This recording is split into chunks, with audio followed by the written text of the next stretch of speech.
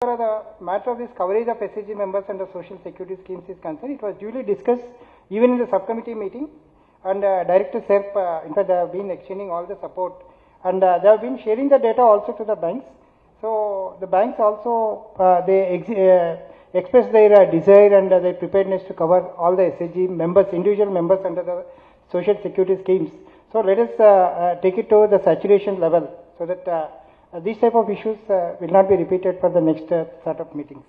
The point number 4, as envisaged in the standardized system for data flow and its management, in fact the banks are supposed to submit the data on time so that we can conduct the meetings on time. Of course, this quarter's meeting was supposed to be conducted within 45 days, but because of the model code of conduct which was in existence for the in view of the local Lok Sabha elections, so we could not conduct within 45 days. But the data from the banks were received by 30th April. The last bank submitted on 30th April, which is supposed to be submitted by 10th April, that is for 31st March.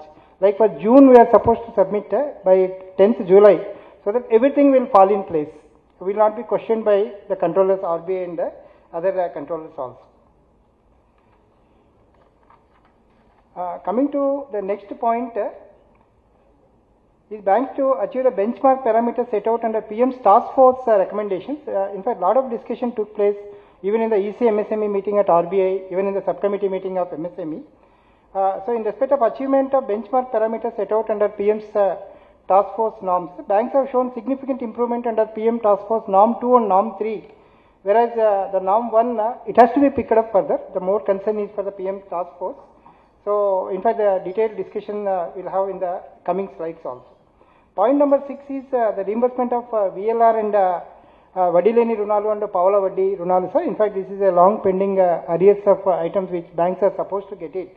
725.18 crores is pending to be reimbursed to the banks by government of Telangana. And in fact, during the quarter, there is no significant development.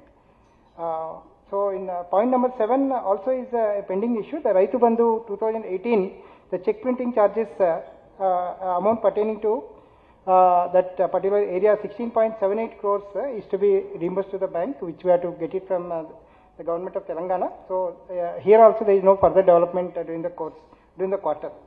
Point number 8 is reimbursement of RCT expenditure, of course, where it has to come from the rural Ministry of Rural from Government of India. It should be processed through the state government. So again, long pending amount of 16.78 crores, which was outstanding as on 31st December, is still outstanding, and no further development during the quarter.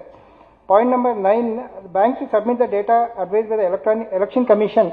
Of course, it was the issue which was discussed in December, and I am very thankful to all the banks, and I take this opportunity to thank all the banks that we got the information on daily basis from all the banks without exception, and we could carry the entire period of code of conduct very smoothly and comfortably from SLBC side.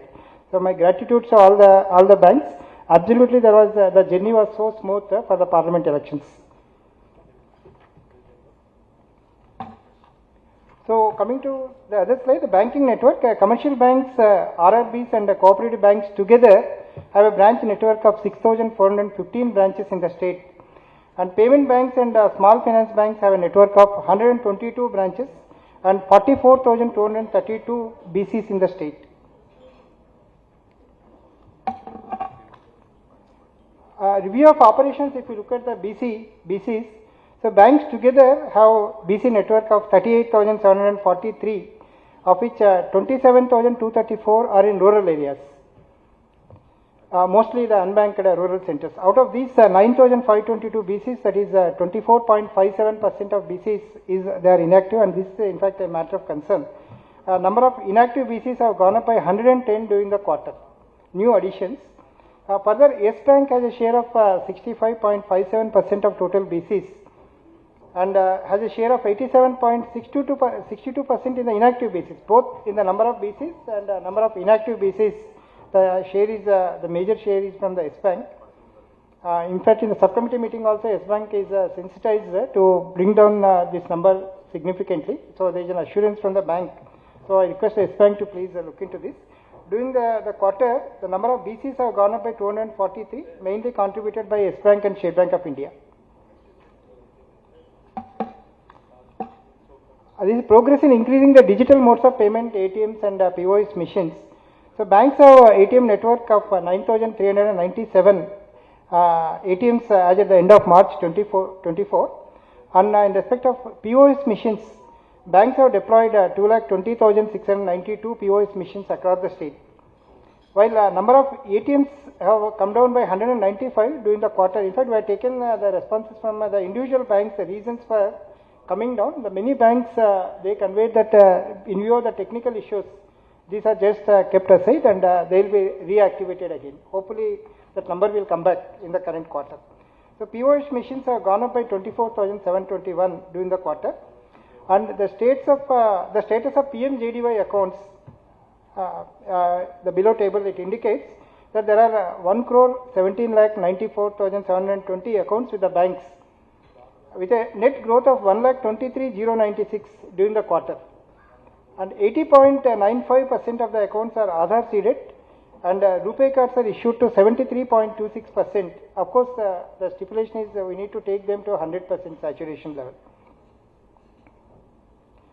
Just calculated the average balance per account, including the zero balance accounts, which works out to 3,673. And if we exclude the zero balance accounts, the average works out to 4,407 rupees per account. Just for information, sir, this is the pan-India status of the PMJDY state-wise data. As far as the state-wise comparison in the concern, our state is in the 16th position. Not a welcoming thing, of course, among all the states. We are almost at the midpoint. Position with 33,759 PMJDY accounts per lakh of population. So this number has to go up. Lot of abundant potential for the opening of more and more accounts. Slightly positivity is slightly improved from 33,561 during the quarter. This is relating to the social security and insurance schemes. The progress as on 31st March. So far, banks have covered 1,51,88,020 beneficiaries under PMSBY insurance schemes, the 65,26,501 under PMJJBY, and under APY, Atal Pension Yojana, 19,20,645 beneficiaries are subscribed. During the quarter, PMSBY has grown by 4,37,000, PMJJBY by 3,02,000, and APY is 63,813. Overall, the achievement of under APY Atal Pension Yojana also we ended with 88% in the year. All the banks we missed 100%. We missed. In fact, PF RDA they are conducting the national level award program at the Delhi on 21st, and one more at for South Zone fill station program at Chennai on 28th. Maybe banks might have received the invitation from PF RDA. Some banks, in fact, they are getting the awards also. The banking at a glance, the priority sector lending. In fact, as on 31st March 24, banks have total deposits of 7,79,953 crores and advances of 9,79,058 crores. Deposits have gone up by 96,947 crores. In fact, I'm just taking the entire financial year. This is not only the March review, but we have completed successfully one financial year also, all the banks. In the entire year, deposits have gone up by 96,947 crores and advances have gone up by 1,65,162 crores. That is something amazing figure in respect of advances.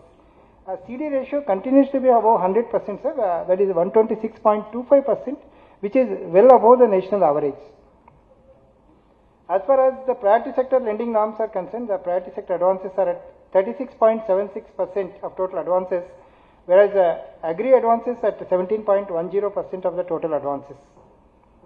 Advances to micro enterprises are at 6.65% of the total advances, whereas the advances to weaker sections are at 13.02%.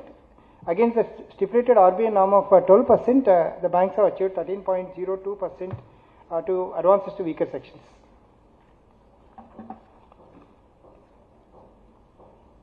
This is the achievement of annual credit plan, the position as on 31st March 24. If we just look at the sector wise, during the financial year, banks have disbursed 64,940 crores as short-term production loans, together both Kharif and Rabi, and achieved 88.42% of the ACP targets. In fact, Kharif is 79.48% and Rabi is 101% achievement is recorded.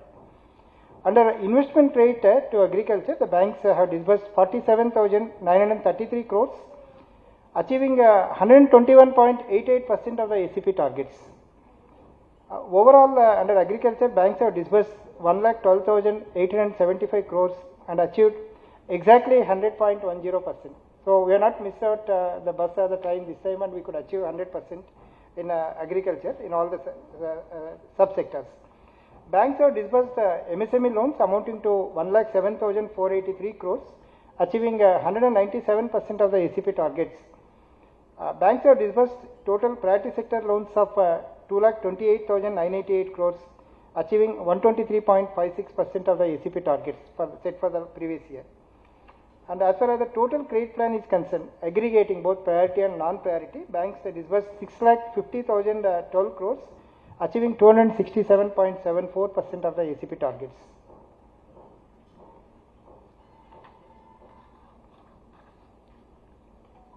This further credit flow to agriculture, the sector-wise, if we look at the public sector and private sector, in respect of credit flow to agriculture, public sector banks achieved 97.32% of the targets, whereas the private sector banks, they achieved 103.02%, and RRBs, they achieved 120.69%, and cooperative banks 77.79% of the ACP targets, with aggregate achievement of 100.10% in agriculture ACP target. The lower table, it indicates the KCC saturation campaign, applications received and disposed under various categories as part of the KCC saturation drive during the year 23-24, the entire year's data.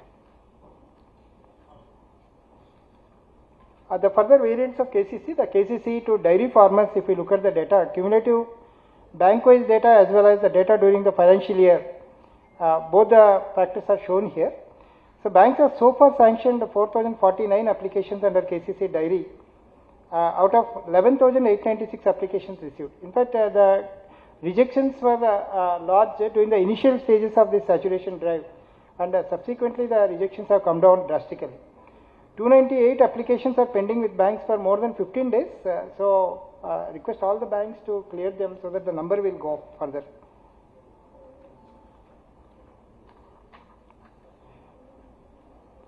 This is district-wise progress of KCC dairy data. Nizamabad district, they sanctioned highest number of applications during the year. And Nizamabad, the district is having 298 applications pending for more than 15 days. If they are also cleared, in fact, we are in very close touch with LDM Nizamabad. And of course, LDM in turn is in close contact with the respective banks. And so request all the banks to clear this pendency. Progress on the KCC to fish farmers. So banks so far have sanctioned 3,641 applications, and during the current financial year 23-24, out of 373 applications received, banks have sanctioned 316 applications. The sourcing is the main drawback was what we are getting the data from the banks. If sourcing is there, banks are very much prepared, sir, to carry any number of applications as such. So there is, I request the fisheries department also that coordination meetings have to happen once in a week as per the stipulated norms. There is no pendency of applications for more than 15 days. So that is one beauty part. If we look at the district-wise, the progress of KCC fish farmers, highest number of applications sanctioned during the year in Siddipet district, 144. This is a pledge finance against warehouse receipts and also the joint liability groups, JLGs, the Bhumihin Kisan, as on 31st March. Under warehouse receipts and receipts financing, banks have outstanding loans of 85.64 crores sanctioned to 417 units. And in respect of JLGs, the joint liability groups, banks are having outstanding loans of 843.43 crores given to 2,77,160 accounts.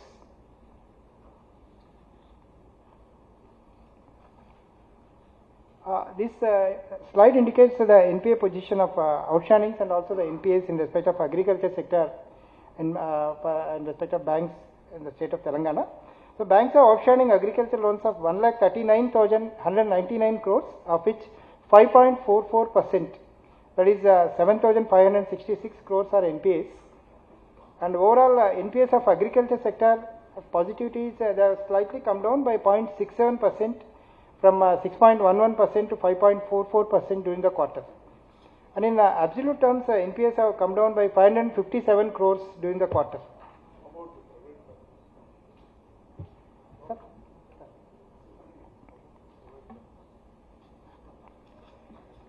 Coming to micro, small and medium enterprises MSME, banks have disbursed 1,07,483 crores during the financial year 23-24, achieving 197% of the ACP targets.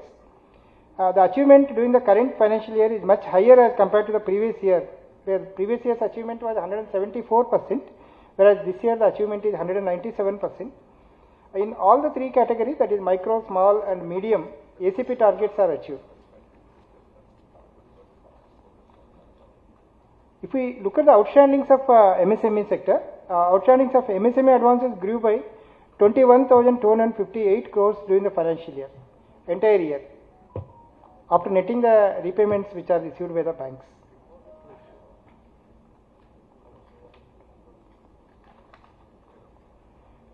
This is the bank linkage to MSME clusters. As per the data of clusters which is received from the MSME DI department, so the banks have covered all these clusters, and we have an estimated enterprise of 27,358 operating in MSME clusters across the state, and all the enterprises have been credit linked.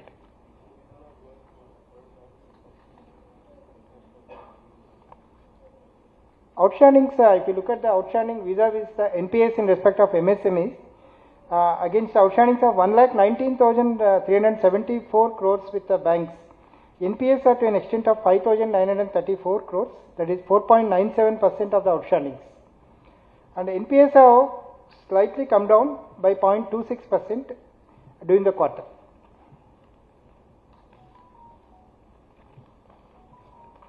Coming to the specific schemes, the Pradhan Mantri Mudra Yojana, PMMY, the performance, if we look at the data as on 31st March, under the PMMY, banks have sanctioned 10,905 crores to 9,40,862 beneficiaries, achieving 102% of the targets. The lower part of the table, it indicates the sector-wise achievement under PMMY. Private sector, they achieved 75.71%, of course on a higher target, and 4,790, the target was 6,333 for PSBs, and the private sector 125 target is achieved, very well exceeded, RRB 71.31%. The category wise, again the progress report of PMMY, if we look at, the women enterprises, they are sanctioned 2,974.34 crores, whereas the new entrepreneurs, they are sanctioned 4,961.71 crores, 4,911.71 crores. Pan-India comparison just we made, where exactly we stand, the Telangana state.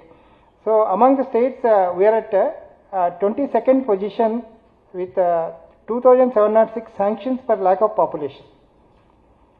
Much potential is available for the banks to improve the position further. In fact, the per lakh number was 2,373 in the previous quarter, and of course slightly it is improved. We have gone to 2,706. Coming to PM Stand Up India program, SUI, banks have so far sanctioned 11,811 Stand Up India loans, amounting to 2,804 crores as on 31st March 24. And during the quarter, 560 beneficiaries are sanctioned 104.46 crores. Again, we made a comparison, the Pan-India comparison among the other states. Our state is at 8th position in respect of number of account sanctioned, that is 11,811, and at 7th position in respect of amount disbursed, that is 1,079.10 crores. And similarly, we are at 10th position among the states in respect of sanctions per lakh of population. So 36 per lakh of population is the status of PM Stand Up India. I just made the further analysis of this PM Stand Up India data. If we look at the loans, because PM Stand Up India can be sanctioned to either SC beneficiary or ST or the women entrepreneurs. So for SC, if we take, we are at the number 6th position, the state is at number 6th position in respect of accounts, and amount 4th rank. And for STs, we are at number 1 position in respect of number of accounts. Pan India, we are at number 1 position for STs, and in respect of amount also, we are at number 1 position. Women, we are at account wise 11th position, amount wise at 8th position. So this is a further analysis of this Stand Up India data. If you look at the PM EGP Employment Guarantee Program, under flagship program of Government of India. So under PM EGP, banks have sanctioned loans to 2,494 projects, achieving 85% of the targets in respect of projects and 113% in respect of the margin money targets. And among the southern states, there is a small comparison here among the southern states. The data indicates that we are at 3rd position in respect of margin money achievement. And NPA in PMEGP have slightly gone up from 5.56% to 5.58% in absolute terms, and the NPAs have gone up by 4.87 crores during the quarter in absolute terms.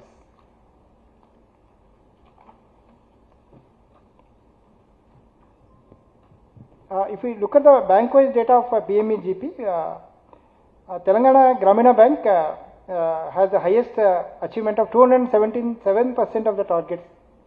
Hats off and congratulations. 277 is amazing by 277%, followed by Bank of India 267%, equally great achievement, and TS CAB 123%. Agri Infrastructure Fund, the progress as on 31st March. Banks have cumulative target of 1,875 crores, against which 2,401.15 crores have been sanctioned by banks, thereby achieving 128.06% of the targets. And SBI has the highest sanctions of 538.74 crores, followed by Union Bank of India with 512 crores.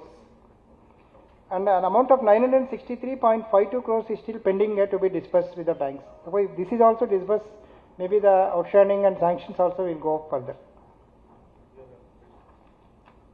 PM FME, the Pradhan Mantri Formalization of Micro Food Processing Enterprises. So under PM FME, as against a target of 3,245, banks have sanctioned 3,502 units, achieving 108% of the stipulated targets. In respect of pendency, there is 1,838 applications are pending for sanction, of which 313 are for below 30 days and 214 are between 30 to 60 days, and 1,311 are of more than 60 days old. Some of them are even of 90 days old. Request all the banks to clear them, take a decision to sanction or not to sanction. Total pendency has come down from 2,361 to 1,838, a significant reduction in the pendency during the quarter. 730 applications are sanctioned, but disbursement is pending, and highest pendency is TGB, followed by Union Bank of India. So request all banks to clear the pendency. Southern states performance, if we look at under PM FME, we are in top position along with the Tamil Nadu. That is we have shared the first position with Tamil Nadu with 96% of the targets achieved.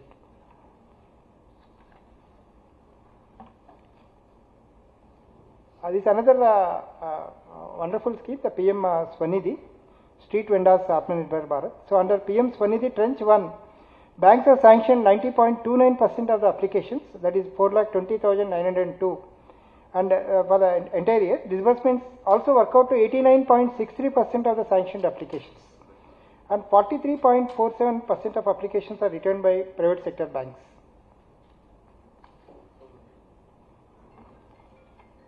If we look at the bank-wise data of Tranche 1 of PM Swanidhi, SBI sanctioned highest number of applications, that is 1,78,294, followed by Union Bank of India with 1,02,180. And 72.12% of applications are returned by the HDFC Bank. Under Tranche 2 of PM Swanidhi, 2,09,121 applications are sanctioned by banks, which works out to 81.47%, of which public sector banks sanctioned 1,77,432 applications, and RRB sanctioned 12,822, and private sector banks sanctioned 603, and disbursed 79.65% of the application sanctioned, and 29.09% of applications are returned by private sector banks. If we look at the bank-wise data of Tranche 2, SBI sanctioned the highest number of applications, 98,674, that 92.97%, followed by Union Bank of India, 50,807, which works out to 77.90%. Under PM Swanidhi Tranche 3, 48,103 applications are sanctioned by banks, which is 81.45%, and disbursed 47,007 applications, which is 79.59% of the applications received. So this again the bank-wise data of the Tranche 3 of PM Swanidhi. SBI sanctioned the highest number of applications, 19,986 at 95.53%, followed by Union Bank of India, 14,965, 88.64%. Again, we made a comparison of pan-India, the PM Swanidhi. Under Tranche 1, we are at number 5 position, the 5th position. Telangana state is at 5th position. Tranche 2, we are at 3rd position. Tranche 3, we are at 3rd position. It's a great performance by the banks. The 3rd position among all the states is a great achievement. Maybe we can look for the number 1 position in the next quarter. Lending towards government sponsored schemes, further the credit flow under day NRLM SHGs for urban and the rural SHGs if we look at. So as far as the credit flow to rural SHGs are concerned, the banks have disbursed 15,453.19 crores, achieving 102.77% of the targets. And NPAs under rural SHGs have slightly come down from 2.63% to 2.26%, the positivity during the quarter. And in respect of urban SHGs, banks have disbursed 2,997 crores, achieving 160.97% of the targets. And NPAs under urban SHGs have also slightly come down from 4.35% to 4.08% during the quarter. This is bank-wise progress under SHGs, NRLM and also the NULM is shown separately in both the tables. Under SHG NRLM, Central Bank of India achieved the highest, that is 178.93%, followed by Canara Bank with 154.74%. Under NULM, Union Bank of India achieved the highest, that is 196.36%, followed by Canara Bank 185.91%. This credit flow under education loans, under priority sector education loans, banks have disbursed 784.97 crores, and under non-priority sector 2,330.34 crores during the financial year. 0.69% of the education loans are NPAs with the banks. Very encouraging, in fact, 0.69% is only the NPA. Under priority sector housing loans, the banks have disbursed 4,069.45 crores during the financial year, and 0.49% of the home loans are NPAs with the banks. Unbanked rural centers within the 5 kilometers radius, in fact, as on 31st December, DFS advised that there are only 3 URCs, and which are already taken up with the respective banks, and SBI arranged one CSP at Savati village, and Punjab National Bank at DOT, both of them they confirmed that there is no network at Ailapur village, and that is also informed to the DFS, and TGB conveyed that the new Raipur village submerged under the SRS project. So as at the moment, as on 31st March, there are no URCs which are pending, which are advised by the DFS as on 31st March in the state of Telangana. This is a TFIAP, the Targeted Financial Inclusion Intervention Program. As part of this, we have 3 aspirational districts which are identified by the DFS, Bhadradri, Kottagudem, Asifabad, Komaram Bhim, and Jaishankar, Bhupalpalli. If we just look at the data here, the progress made, achieved. In fact, this is the data received from the DFS direct. A review of progress is done on key performance indicators of operative CASA accounts and PM JJBY, PM SBY, and APY enrollments against the benchmark targets in respect of these 3 aspirational districts. And great thing is all the 3 districts have achieved the benchmark targets under all parameters, except Asifabad district achieving only 94% in respect of PM SBY enrollments. Other than this, all others well exceeded 100%. Sir, yes. PM Adarsh Gram Yojana is also a financial inclusion initiative to cover the public. Sir, yes. Yes, sir. This is APY performance. Under APY, banks have made 3,88,890 enrollments, achieving 85.21% during the year. Financial literacy initiatives, there are 80 FLCs in the state spreading financial and digital literacy among the general public. Yes, sir. These FLCs have conducted 5,848 camps during the year. And all the districts, 33 districts in the state are 100% digitally enabled, and one way or the other, the digital mode of transactions are being carried by these districts. Yeah. Yes, sir. Yes, sir. This is already discussed, sir. This is already discussed. This oil palm cultivation, so banks have outstanding loans of 109 crores, and during the financial year, banks have disbursed 40 crores. This Pradhan Mantri Awas Yojana, PMAY so far subsidy of 1,624 crores has been passed on to 70,392 beneficiaries. The CD ratio, which I already conveyed, that 125.53% is the CD ratio recorded. So Dharani portal, whatever issues are being raised by the banks from time to time, they are being escalated to the technical team. 11 RCTs, they have trained 7,640 candidates during the year. These issues remaining DCC at DCC and DLRC. In fact, many LDMs have not conducted the DCC in view of the model code, and they will be completing during the course of this week.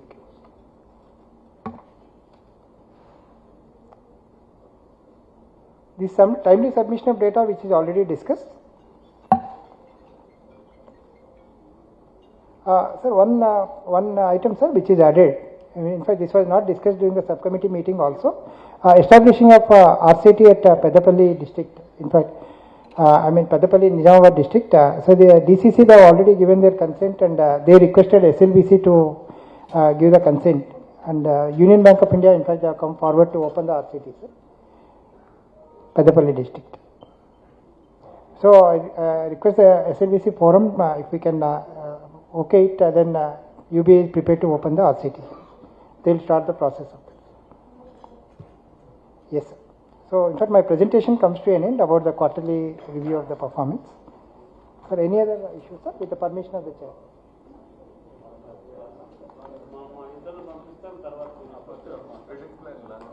Yeah, we will go for launching of three. Chari? So launch.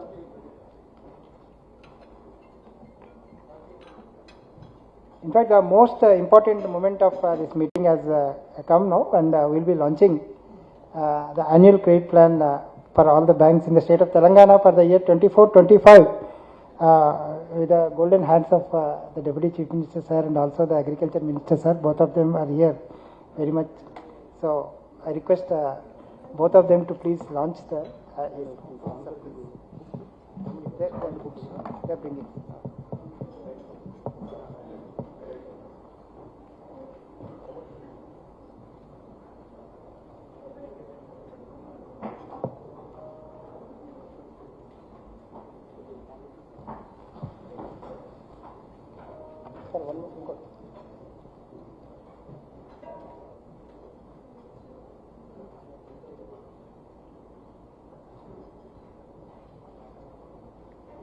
Sir, request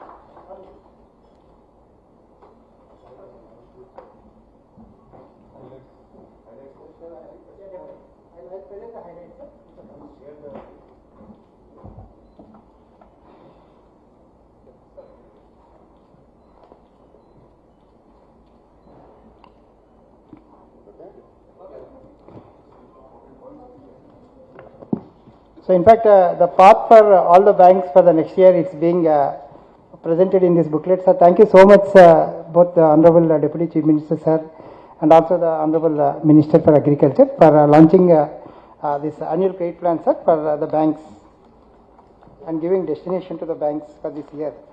I'll quickly take you through the presentation. Very brief highlights about the credit plan if we look at.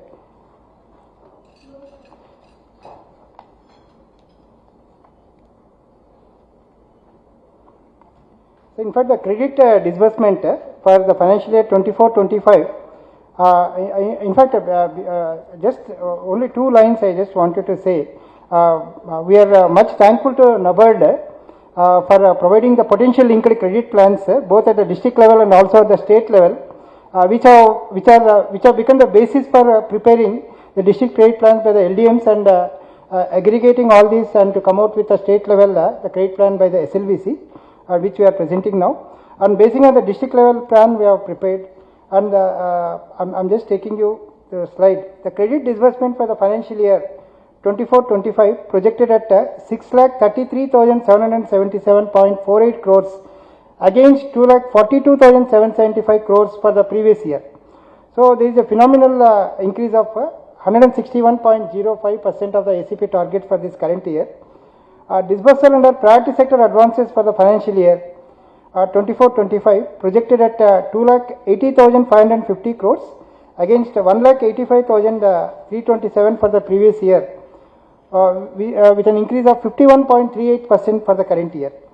And disbursal under agriculture sector for the financial year is projected at 1,34,138 crores against 1,12,763 crores for the previous year, with an increase of 18.95%. For the current year. Short-term production credit is projected at an increase of 10.95%, amounting to 81,478 crores for the current year. And investment credit, agriculture term loans and allied activities, they are projected at 28,222 crores with an increase of 57.54%. Agriculture infrastructure funds, they are projected at 5,197.31 crores. With an increase of 13.91%, and agriculture ancillary activities are at 19,239.87%, 14.19% is the growth. Micro, small and medium enterprises are projected at 1,29,635.83 crores is projected and at an increase of 137.12%. This is all the projections are based on the potential which is identified, which is scanned, the geographical scanning which is carried by NABARD, and it is by and large it is mapped to the credit potential credit plan which is given by NABARD. In respect of other priority sectors, an amount of 10,768.59 crore is allocated to housing sector. Amount of 2,706.53 crore is allocated to education loans under priority sector only. Amount of 3,301.84 crores is allocated for the other sectors. So in a nutshell, this is the annual credit plan. The same thing, whatever I presented now.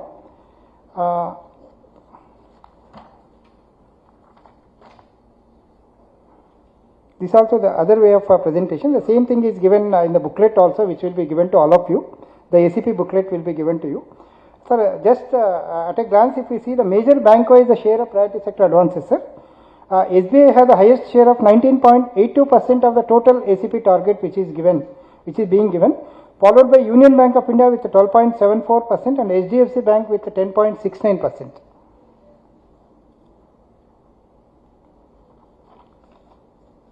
The again bank-wise major share of total advances target of total ACP target of 6,33,777.48 crores. ACP projections for SBI are highest at 1,18,000, followed by HDFC at 12.22%, Union Bank at 11.21%. So these are some highlights. In fact, in the book we are given the bank-wise data, the district-wise data, sector-wise activity, all the other things are given, and wherever the targets are not received, like from KVIC we have not received the target, they are not incorporated in the register, maybe they will be communicated separately. So thank you so much, sir, for giving me these opportunities. Sir, vote.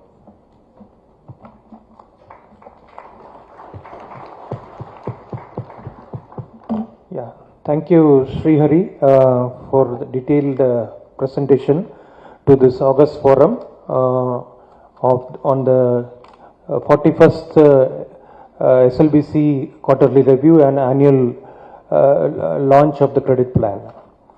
And now I request Madam Chintala Susila, Chief General Manager NABARD, to share her thoughts to this August forum.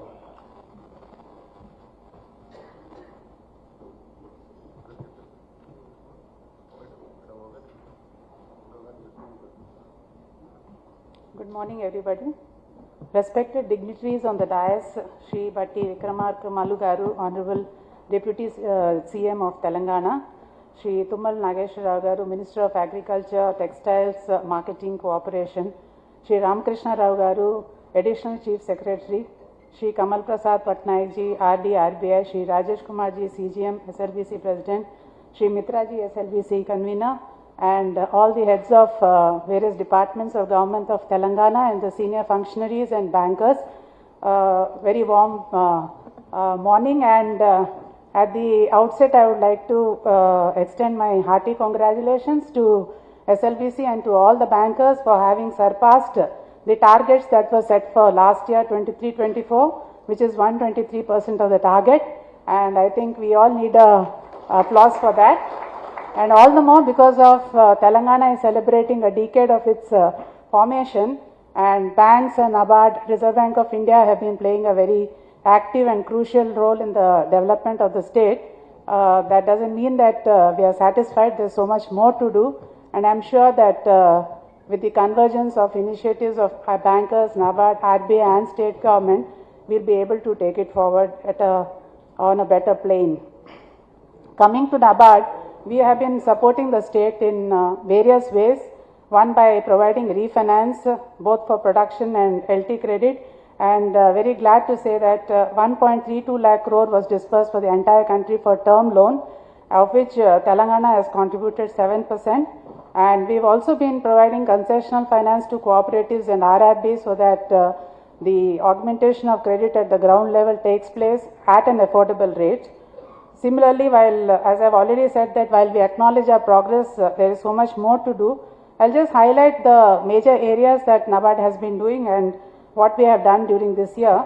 NABARD has been a facilitator in promoting investment credit in agriculture allied activities. Towards this end, we have been coming up with unit costs year after year.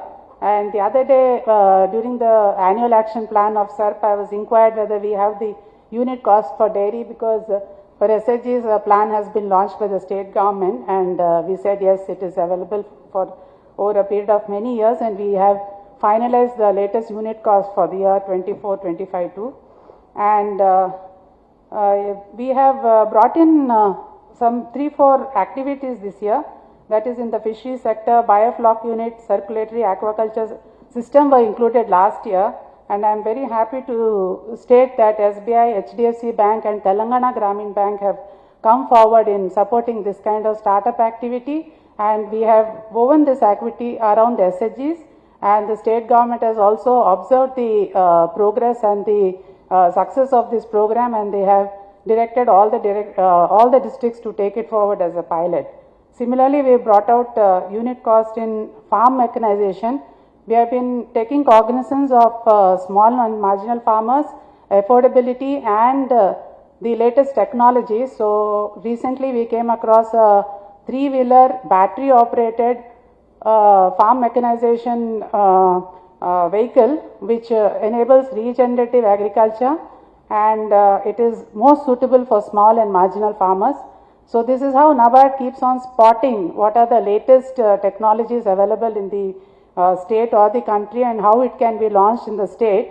And we not only support in the development of the technology, but we also take it forward by including it in the unit cost, and also conducting several workshops across the state to sensitize the bankers how to come forward and fund them. And we have an army of district development managers which have been on that front to take forward these kind of interventions.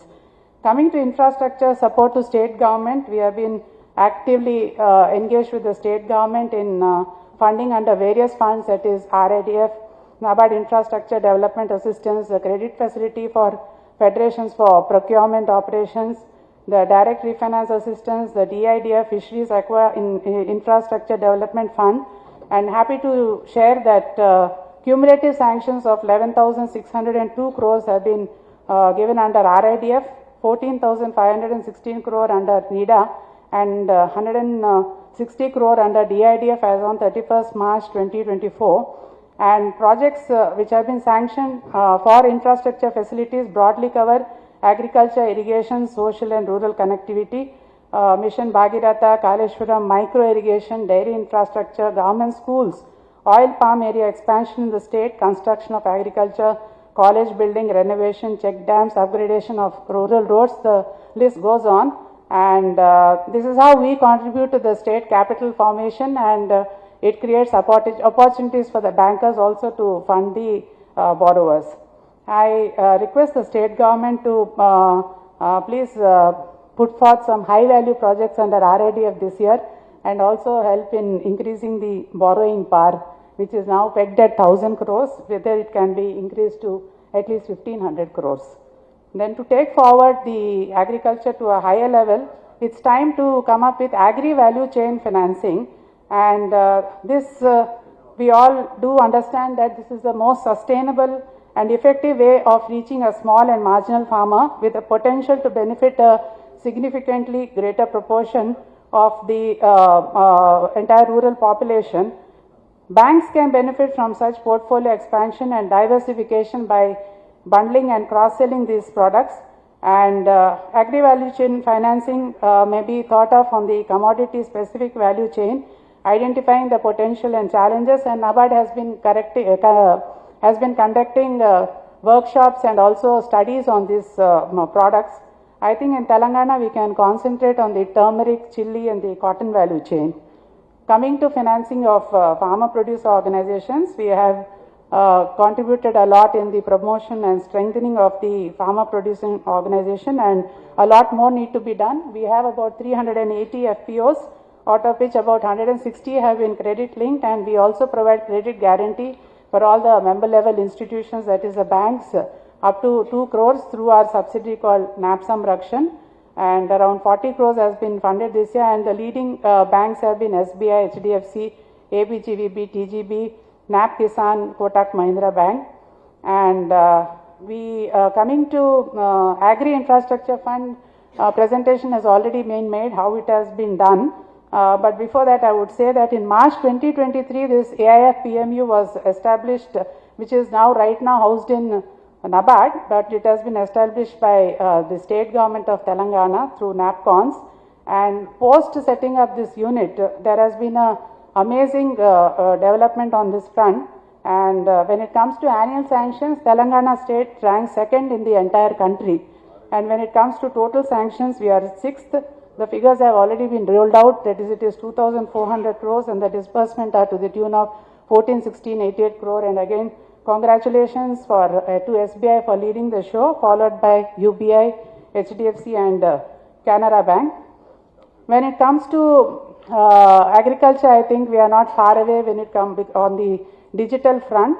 Development of Agri-Stack is nothing short of the next big revolution in the Indian rural economy. And as on date, 12 states have entered into an MOU with central government for Agri-Stack, and Telangana is one among them. And the status of implementation in Telangana is State Agricultural Department has prepared the crop registry and uploaded in Agri-Stack, and the department is also in the process of preparing a farmers registry. So we request the state government to give a push to this, and NABARD is ready to collaborate on this fund. Then climate change is a very big issue, and green financing is also in the forefront and is being discussed on a large scale across. And we have a bed of self-help groups and farmer producer organizations which we are proud of in the state of Telangana. Probably we should launch them as the warriors of climate change before we lose any time. And we in NABARD, we are the national implementing entity for adaptation funder under UNFCCC, GCF and National Adaptation Fund for Climate Change. And we have already collaborated with Asian Development Bank to tap climate capital to fund agri and natural resources. We have also come out with a green taxonomy which is now being incorporated in credit assessment and tag in green projects. In Telangana, we have implemented 2 NAFCC projects on resilient agriculture households through adaptation to climate change and restoration of degraded landscape to natural state of ecosystem for climate resilience and livelihood improvement of vulnerable communities covering 10 districts of the state. So as on date, we have also supported 37 climate proofing projects in 20 districts covering an area of 4,838 hectares and about 6,000 beneficiaries, of which 12 are ongoing. Similarly, to address the challenges in the meat value chain, we collaborated with ICAR NRC Meat in Hyderabad for wholesome meat production and value addition for small and medium scale entrepreneurship development, and the same has resulted in prototype of Swachha Meat Van, a hygienic slaughtering unit for small ruminants, and Wow Hut, a composting unit for solid and liquid waste management. In the recently concluded unit cost committee meeting, we have also finalized the unit cost of this, and that can be covered by the banks under Animal Husbandry Infrastructure Development Fund. Similarly, we have also collaborated with PJT SAU on direct seeding of rice through drones. So this is the first ever intervention in India, and now other states and governments are following. And the seed can be sprayed in 6 minutes in 1 acre, which leads to efficient system and also tackling the labor issues other than spraying of pesticides and fertilizers. Similarly, drone pilot training is something which needs to be taken up on a priority basis in the state. Then we have also taken up digital facilitation for enhancing profitability of farming community, wherein a collapsible van goes into the remote areas of the state and it collects soil samples, land use plan survey, irrigation, fertigation, capacity building and market linkage. We are given to understand that on similar lines, the Raitu Vedikas in the state are also being activated. And coming to support to startups, I think if we need quick and fast development in the agriculture, which is the need of the hour, very essential to collaborate startups with the agri front. And we have been taking up the issue with SLBC, and thanks a lot to Rajesh Kumarji and Mitraji for having included our idea of inviting the startups, AIDEA and AgHub to the SLBC meetings, and I'm sure this would sort of foster the bank linkage for the startups in future. Credit potential has already been announced by the officer of SLBC, so I will not reel out the figures. While the potential for 24-25 have been released, the work in NABARD for the year 25-26 has already started, the PLP work. So it's a year-long exercise at our end. A few things which I would like to highlight for the bankers and government departments is the achievement of targeted credit plan and credit deepening, particularly investment credit, may be followed up. Crop diversification by farmers for better income generation and credit support for processing sector may be highlighted. Telangana is the forerunner in the new oil palm mission, and oil palm has started yielding results in the state, and it has a huge potential for becoming the #1 state in the edible oil hub. So, and maybe on the lighter note, it also addresses the monkey menace in the state, this oil palm cultivation. And we have also come up with a startup which advocates low-cost greenhouse for vegetables, etc. Because when we go for field visits, we are often told that this menace has been not allowing them to cultivate vegetables. So this low-cost greenhouse would definitely be a savior for the farmers. It is heartening to note that the state government is taking steps to implement the crop insurance based on the PM Fasal Bima Yojana, as highlighted by NABARD in the earlier forums. And I also congratulate the government for coming up in a very large way for the SHG women on the lines of Mission Shakti. And this is where the heart of NABARD lies, and we see a lot of convergence between NABARD, the government and the banks too.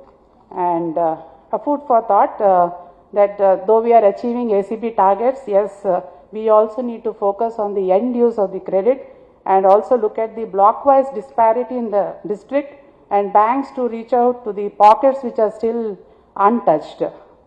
So with the monsoons having set in, we pray that it augurs well for the state and bless our farmers with good crop and productivity. Thank you.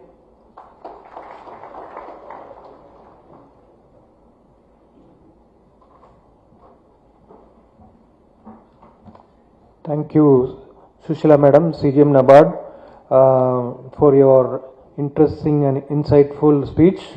NABARD has always been in the forefront of rural and agriculture development in Telangana and rest of the country.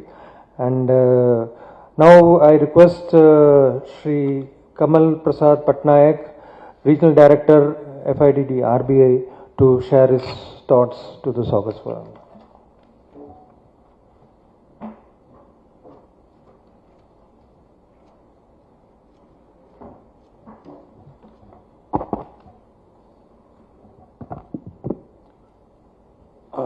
Honorable Batti Vikramarka Garu, Deputy Chief Minister, Sri T. Nageswar Garu, Minister for Agriculture, Sri Ramkrishna Rao Garu, Special Chief Secretary Finance, Madam Susila CGM from NABARD, Sri Rajesh Kumar CGM SBI, and all the distinguished guests in today's meeting.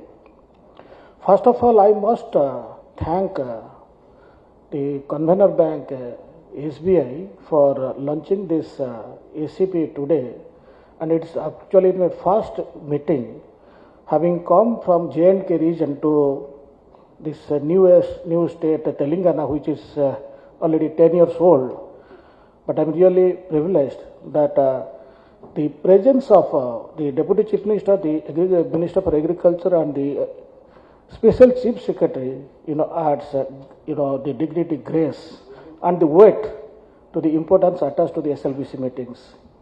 I must congratulate both the NABARD and the SBI for bringing out a very ambitious ACP document, which I feel is a roadmap which a state like Telangana, which has just a 10-year-old, but on the path of a very rapid progress. I can say with my experience of 6 different states and stint abroad, Telangana has been, one of the most progressive state prior to bifurcations, but it created because some regions were not attended and some regions require focused attention, and that is actually what we see today in reality. Now, I was told that I will not speak about statistics and data because as already all my speakers before me has already discussed. But I will share my thoughts because we have just seen that world's biggest democratic exercises that has taken place. And we are really grateful that the presence of Deputy Chief Minister and the Minister of Agriculture, who represent the hopes, aspirations, and will of the people of Telangana, they are so committed and devoted for the uplift of particularly the citizens of Telangana and more so of the farmers. And being from RBI, from Central Monetary Authority, what could be our role, in this exercise, which is the SLBC, which is the highest forum in the state, where the government officials, the bankers, and the senior functionary of the government, the many chief ministers, deputy chief minister, everyone from the government is closely involved to chalk out their roadmap for the development. And I'm really happy. I was going through the foreword of this annual credit plan by Honorable Chief Minister Sri Revanta Reddy Garu. Actually, I'm greatly inspired by one of the statements which he laid out in the the third paragraph of his foreword. He says that any plan must actually explore human capabilities for betterment of the society. Now, Telangana, I know from my experience, is one of the agriculturally prosperous state, but it has a long roadway to go, long way ahead of it. Now, unless we innovate, unless we give preference to agripreneurs and the human capabilities which the Honorable Chief Minister is speaking, perhaps we cannot achieve. My reason being saying that we are all present in this room, we do not even constitute 1% of the population, not even 1%, maybe 0.1% of the population. We are going to decide maybe 60 to 67, 65% of the population who are not in the room. I am taking all over India figure. But similarly, if you can bring down to Telangana, maybe less than 1% of the citizens being in here, we'll be discussing about the fate or the future of nearly 60% of the citizens of Telangana, who may be farmers, who may be SME entrepreneurs, who may be small, business owners. But the Chief Minister has been very right that the state cannot progress unless we give everything to the entrepreneurs, particularly agripreneurs. He was straight on target. He says the state cannot move further unless we empower the women and the SHGs for the betterment society.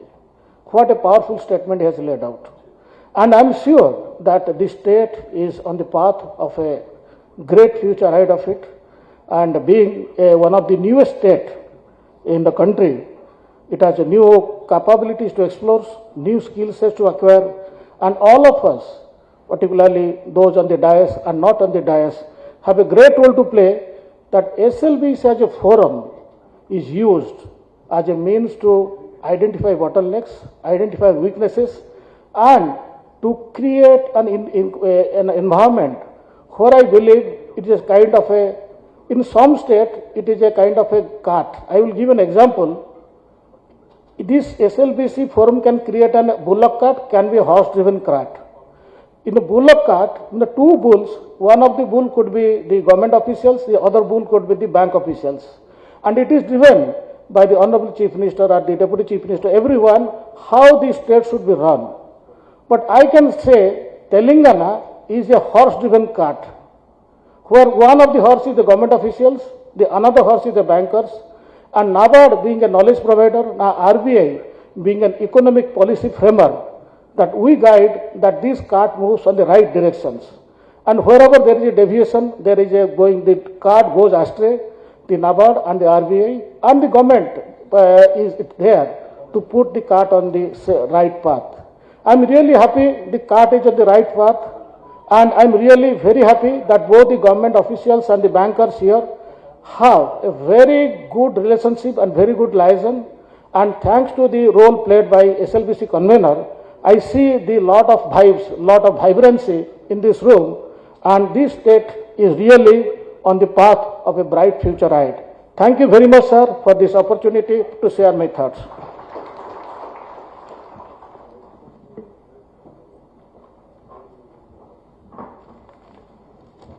Thank you, Kamal Prasad Patnaik, sir, Regional Director, FIDD RBI, for your very inspiring and interesting observations and encouragement given to this forum of bankers. And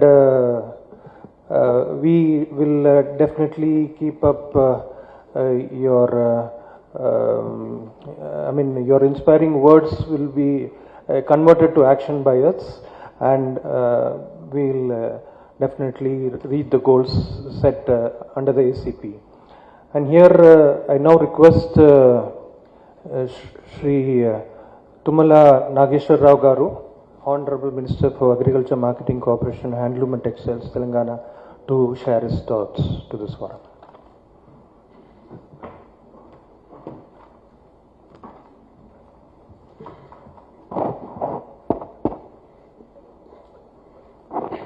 గౌరవనీయులు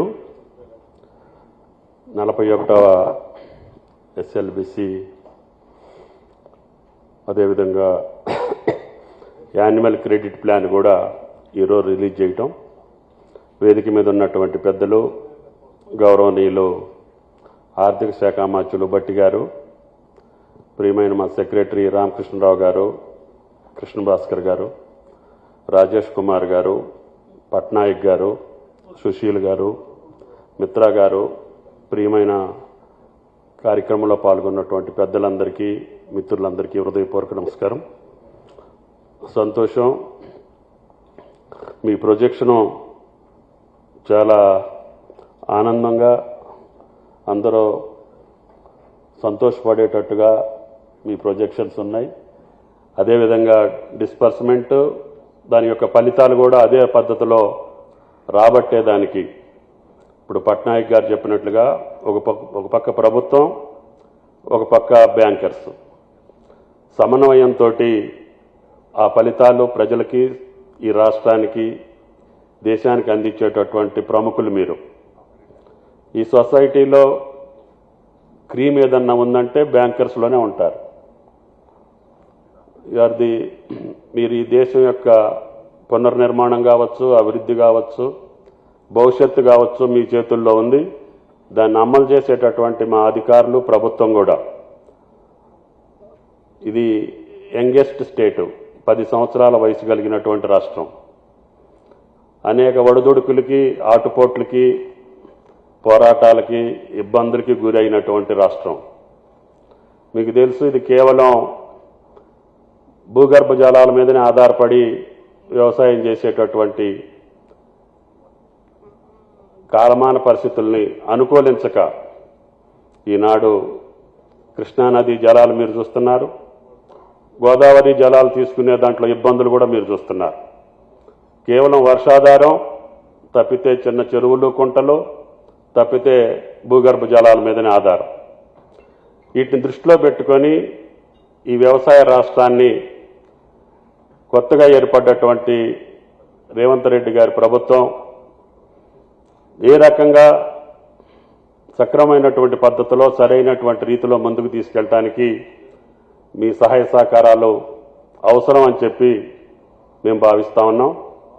గతంలో కూడా ఇరిగేషన్కి సంబంధించి కోటయ్య గారు నబార్డ్ చైర్మన్గా ఉన్నప్పుడు medium irrigation ప్రాజెక్టులు ఒక 30 ప్రాజెక్టులు ఈ రాష్ట్రంలో కంటిన్యూగా పెండింగ్లో ఉండి 30 సంవత్సరాలు వాటికి అతిగతి లేకపోతే ఆయన గారిని అడిగితే ఒకేసారి 300 కోట్లు ఇస్తే 30 ప్రాజెక్టులు పూర్తి చేసినటువంటి చరిత్ర ఈ రాష్ట్రంలో ఉంది. అదేవిధంగా లిఫ్ట్ ఇరిగేషన్స్ కావచ్చు, వ్యవసాయానికి సంబంధించినటువంటి నబార్డ్ సేవలు కానీ, అదేవిధంగా మొన్ననే నేను చెప్పాను గ్రామీణ బ్యాంకు సేవలు గ్రామీణ ప్రాంతాలు విస్తరించిన తర్వాతనే కొంతవరకు రైతాంగం వెసులుబాటుకు వచ్చింది. ఇప్పుడు మీ శాఖలు కూడా నాకు తెలిసి 6,415 ఈ రాష్ట్రంలో ఉన్నాయని చెప్పారు. కానీ రూరల్ ఏరియాలో మాత్రం కేవలం 1,874 ఉన్నాయి. ఇంకా సంతోషం, LWE అంటే ఎక్స్ట్రీమిస్ట్ ఏరియాలో కూడా ఎక్కువ ప్రాంతాన్ని కవర్ చేశారని చెప్పారు. దానికి ధన్యవాదాలు కూడా తెలియజేస్తున్నాం. తప్పకుండా గిరిజన ప్రాంతం, గోదావరి పారివాహక ప్రాంతంలో, అటవీ ప్రాంతం కావచ్చు, గతంలో అది అనేక సమస్యలతోటి ఆ ప్రాంతానికి మన సేవలు అందలేదు. ఈ మధ్యకాలంలో మీరు ఆ ప్రాంతాన్ని కవర్ చేశారు. అది ఆసిఫాబాద్ కావచ్చు, భద్రాచలం కావచ్చు, అదేవిధంగా పెద్దపల్లి, జయశంకర్, భోపాలపల్లి ఆ జిల్లాలు ఈరోజు ఊపిరి పీల్చుకునే స్థితికి మీ బ్యాంకింగ్ వ్యవస్థ వచ్చింది. కాబట్టి దానికి అభినందనలు తెలియజేస్తున్నాం. అదేవిధంగా భారత ప్రభుత్వం కానీ రాష్ట్ర ప్రభుత్వం ప్రవేశపెట్టినటువంటి సోషల్ సెక్యూరిటీ, ఇన్సూరెన్స్ పథకాలు ఇంకా ప్రజలకి అవగాహనకి వెళ్లాల్సినటువంటి అవసరం ఉంది. వాటి టార్గెట్స్ను కూడా మీరు పెంచుకోవాల్సిన అవసరం ఉంది. వాటి వల్ల లబ్ధి పొందేదానికి, ఆ సబ్సిడీ పథకాలు అనుభవించేదానికి ప్రజలందరికీ వెసులుబాటు ఇవ్వాల్సినటువంటి అవసరం ఉంది. అదేవిధంగా మీ ప్రొజెక్షన్లో 161% ఇంక్రీజ్ చూపించారు ఈ సంవత్సరం. కానీ అగ్రికల్చర్కి నాకు తెలిసి 57% వచ్చింది. అందుట్లో అగ్రికల్చర్ సెక్టార్కి, అదేవిధంగా ఇన్ఫ్రాస్ట్రక్చర్కి, యాన్సిలరీ యాక్టివిటీస్కి కేవలం 14%, 13% ఉంది. వాటిని ఇంక్రీజ్ చేయాల్సినటువంటి అవసరం ఉంది. మీ ప్రొజెక్షన్లో 161% కను మా రంగాలకు వచ్చేసరికి బాగా తగ్గిందనేది నా అభిప్రాయం. వాటిని ఆర్బీఐ యాడ్స్టిక్స్ అంటే ఆర్బీఐ నిబంధనలకు అనుగుణంగా చేస్తున్నామని చెప్పొచ్చు. మీరు ఆర్బీఐ కూడా ఆలోచన చేయాల్సినటువంటి అవసరం ఉంది. ఈ కింది సెక్టార్లకి మీరు ఎక్కువ సహాయం ఇతోధికంగా ఇవ్వాల్సినటువంటి అవసరం ఉంది. అదేవిధంగా బ్యాంక్ కంట్రోలర్స్ అందరూ కూడా ఈ యొక్క మీరిచ్చినటువంటి లోనింగ్ డీటెయిల్స్ అన్నీ రాష్ట్ర ప్రభుత్వానికి సక్రమమైనటువంటి పద్ధతిలో, సరైనటువంటి పద్ధతులు అందిస్తే మాకు ఇంకా వెసులుబాటు ఉండే అవకాశం ఉంది. మా పథకాలకి కరెక్ట్గా రేపు రైతు భరోసా కావచ్చు, లేదా రైతు బీమా కావచ్చు, అదేవిధంగా ఇన్సూరెన్స్ పథకాలు కావచ్చు, మీ యొక్క డీటెయిల్స్ మాకు సక్రమంగా సరైనటువంటి పద్ధతిలో రాష్ట్ర ప్రభుత్వానికి అందివ్వాలని చెప్పి మిమ్మల్ని కోరుతా ఉన్నాం. అదేవిధంగా చింతాల గారు చెప్పారు, ఆయిల్ ఫామ్కి సంబంధించి గతంలో ఏపీకి ఒక్కదానికే పర్మిషన్ ఉండేది. మేము గత కొద్ది రోజుల క్రితం తెలంగాణ ప్రాంతానికి కూడా పర్మిషన్ తెచ్చుకున్నాం. ఇంతకుముందు ఒక ఖమ్మం జిల్లాలోనే అవకాశం ఉండేది. ఇప్పుడు తెలంగాణలో ఉన్న 31 జిల్లాలు కూడా ఆయిల్ ఫామ్కి అనుకూలంగా కార్యక్రమం మొదలుపెట్టాం. పెద్ద ఎత్తున కనీసం ప్రతి సంవత్సరం 1,00,000 ఎకరాలు ఆయిల్ ఫామ్ సాగు చేసేదానికి అవకాశం తీసుకున్నాం. దానికి సంబంధించినటువంటి కార్యక్రమాలన్నీ కొనసాగుతున్నాయి. అన్ని బ్యాంకులు కూడా మీరు ఇచ్చిన దాంట్లో ఆర్ఐడిఎఫ్ కింద 221 కోట్లు మీకు ఇస్తే అందుట్లో 18,000 మందికి రైతులకు ఆయిల్ ఫామ్ సాగు చేపట్టారు. అందుట్లో మీరు ఇచ్చినటువంటి సహాయం 50 మంది ఉన్నారు. 18,000 మంది రైతులు ఆయిల్ ఫామ్ సాగు ప్రారంభిస్తే బ్యాంకులు ఇచ్చినటువంటి సహాయం 50 మందికి ఉంది. అది మీరు ఒకసారి గమనించాల్సినటువంటి అవసరం ఉంది. మా రామకృష్ణరావు గతంలో ఉన్నటువంటి పెండింగ్ మొత్తం అగ్రికల్చర్ సెక్టార్కి సంబంధించిన డ్రిప్ కాబట్టి ఇంకా ఇన్ఫ్రాస్ట్రక్చర్ సంబంధించినటువంటి పెండింగ్ బిల్స్ అన్నీ కూడా ఆయన గారు శాంక్షన్ చేస్తున్నారు. కాబట్టి ఆయిల్ ఫామ్కి కావాల్సింది డ్రిప్ ఇరిగేషను. ఆయనకి 3 సంవత్సరాలు అది పంటకు వచ్చే లోపల అతని వెసులుబాటుకు కావాల్సినటువంటి పెట్టుబడి కూడా మేము ఇస్తున్నాం. సబ్సిడీ సుమారు 50,000 ప్రతి ఎకరానికి ఇచ్చే అవకాశం ఉంది. రేపు రాబోయే కొద్ది రోజుల్లోనే ప్రతి జిల్లాలో కూడా ఆయిల్ ఫామ్ ఫ్యాక్టరీ వచ్చే అవకాశం ఉంది. చాలామంది రైతులు ముందుకొచ్చేస్తున్నారు. కాబట్టి ఆ పంట ఇప్పుడున్న అన్ని పంటల్లో కంటే మేలైనటువంటి దిగుబడితోటి పాటు రాబడితోటి పాటు ఇప్పుడున్నటువంటి ప్రకృతి వైపరీత్యాలకు దూరంగా ఉండేటటువంటి అవకాశం ఉంది. ఇందాక మేడం గారు చెప్పినట్లుగా కోతులతోటి భయం లేదు, తుఫాన్లతోటి భయం లేదు, అదేవిధంగా దొంగలతోటి భయం లేదు. మార్కెటింగ్ ఇమ్మీడియట్గా మేమే తీసుకెళ్లి ఫ్యాక్టరీలో ఇమ్మీడియట్గా తెల్లారి ఆయన అకౌంట్లో పైసలు వేస్తున్నాం. ఆ పంటకు సంబంధించినటువంటి యాడిస్టిక్స్ అన్నింటినీ కూడా తప్పించి ఎంతవరకు వీలైతే అంతవరకు ఆయిల్ ఫామ్కి సంబంధించినటువంటి వ్యవసాయాన్ని తెలంగాణ రాష్ట్రం అనుకూలమైనటువంటి రాష్ట్రంగా మీరందరూ గ్రహించి దానికి ఇతోధికమైనటువంటి సహాయ సహకారాలు అందించాలి. దానికి కావలసినటువంటి సపోర్ట్ మొత్తం కూడా మా ఫైనాన్స్ మినిస్టర్ గారు చూస్తున్నారని చెప్పి కూడా విజ్ఞప్తి చేస్తున్నాం.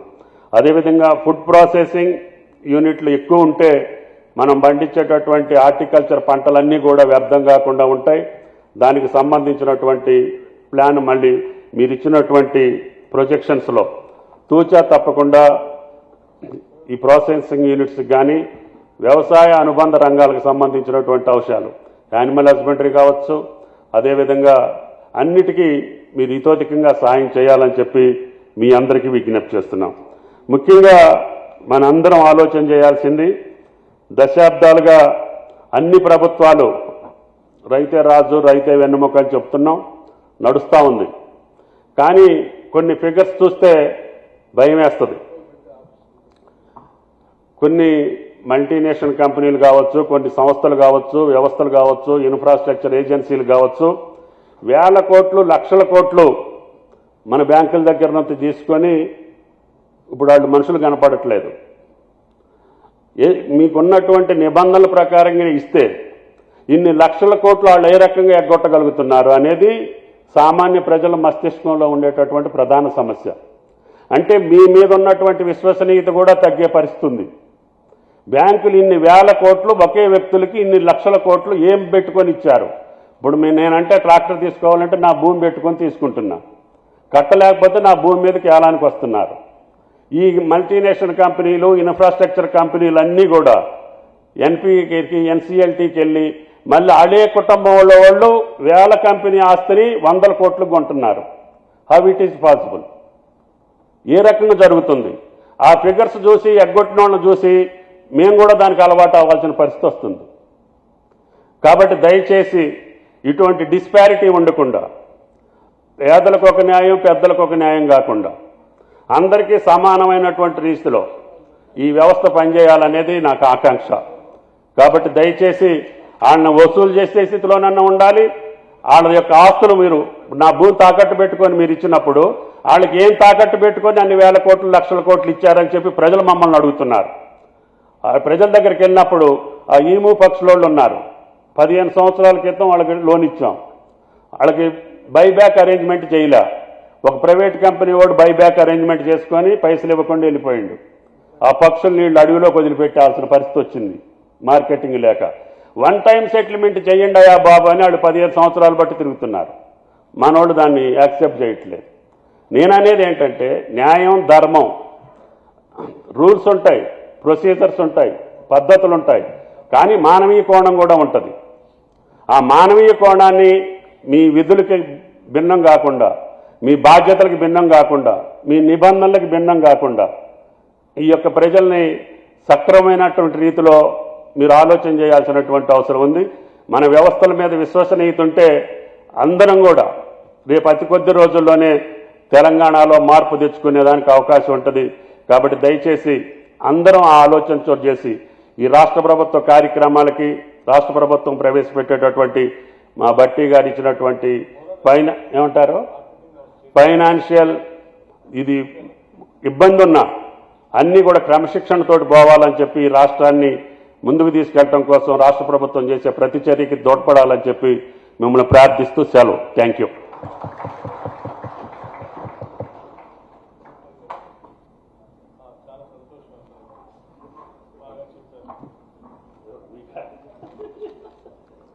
Thank you, Honorable Minister for Agriculture, Sri Nageshwara Garu, for sharing your thoughts and concerns. And we have noted the same, and we will take it forward through this forum for the development of the state. Now I request Honorable Deputy Chief Minister Sri Batti Vikramarka Garu to address this gathering.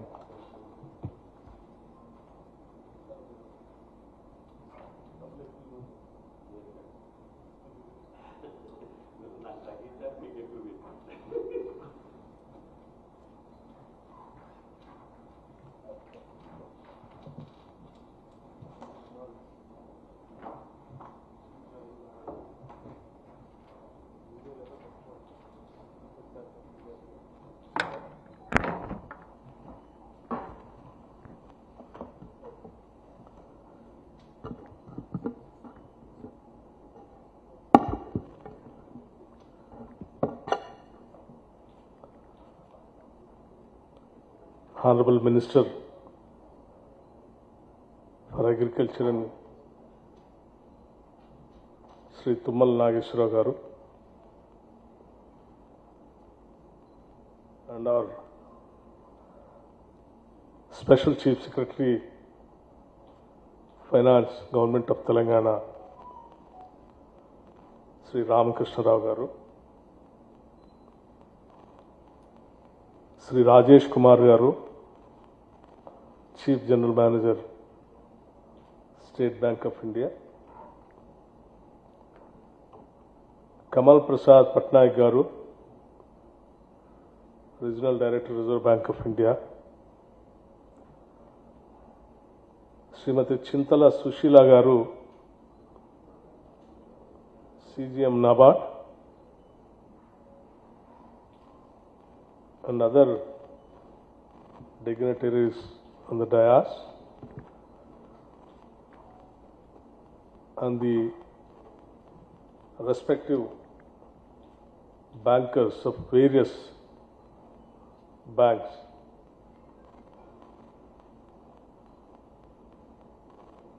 I appreciate and welcome all of you for conducting this SLBC timely and with a positive approach. I am very happy to note the positive performance of the banks during the financial year 2023-24 in various segments of priority sector advances. Though there are a little bit discrepancies, but by and large, it is more appreciable.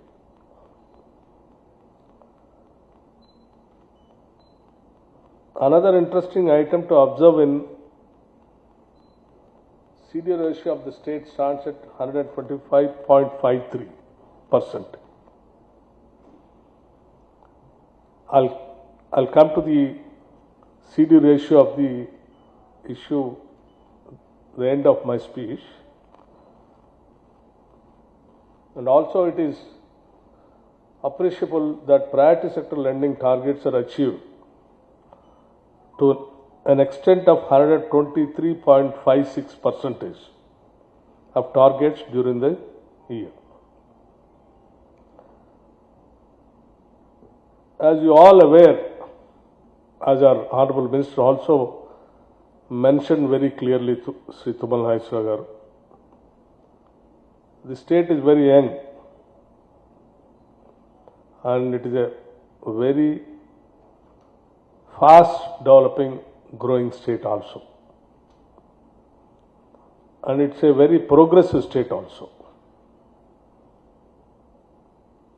And it has a very good qualities of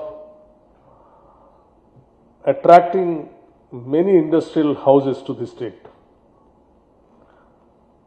Like you have a beautiful outer ring road, international airport, all kinds of universities, very good skilled based institutions, lots of human resources to cater the needs of industrial houses,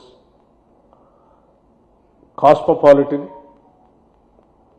and no language problem also, and good weather. So everyone is trying to come to Hyderabad and Telangana to establish and set up their business houses. So no state can develop, nor no society can develop without a proper positive bankers. The lending is the any state's future depends upon the good lending. This society has transformed very well from the, I think Telangana state was filled with full of money lenders once upon a time. It has been transformed into a beautiful commercial bank lending, where with a less rate of interest and proper approach, with a priority sector lending, with a social responsibility. So lending is the main thing for development of any state. So our state SLBC, I request and expect that you too be a very benevolent and reasonable in lending the money to the various industrial houses and middle class poorer sections also, so that the state can really grow in a better way and it can compete with all the progressive states of the world, not only the country. And you all aware, the state, the present government, Indiramma Rajyam, with a social human face, very focused and agro-based, and also core industry, software industry, hardware parks, and all other industrial clusters also we are planning. Apart from the existing outer ring road, we are also planning a very long and lengthy regional ring road also, while connecting all the districts of the state. That really changed the face of the state. Urban, semi-urban and rural area. 3 areas we are planning to develop in different clusters to attract the many other industrial houses also to the state. I request the bankers to be very, aggressive in lending to these kind of sectors, like particularly pharma industry, which is coming very fast to the state, and also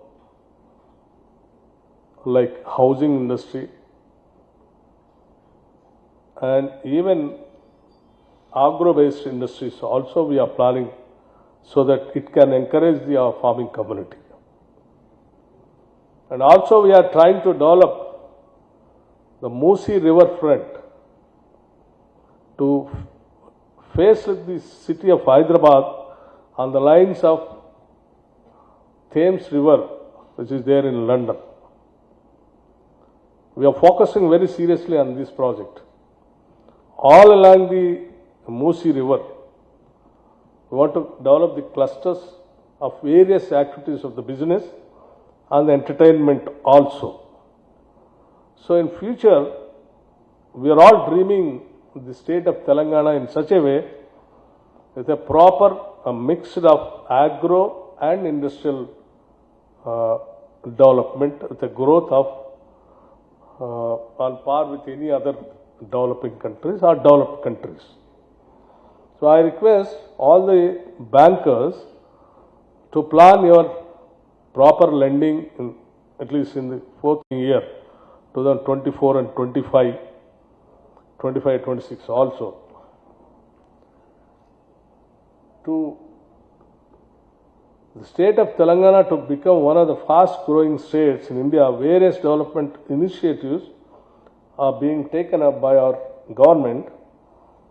State government has prioritized the growth of agriculture sector through various initiatives such as the Raitu Bharosa scheme, investment support, bonus to farmers for certain eligible crops, implementation of major and medium irrigation projects, 24/7 free power to agriculture sector, etc., etc.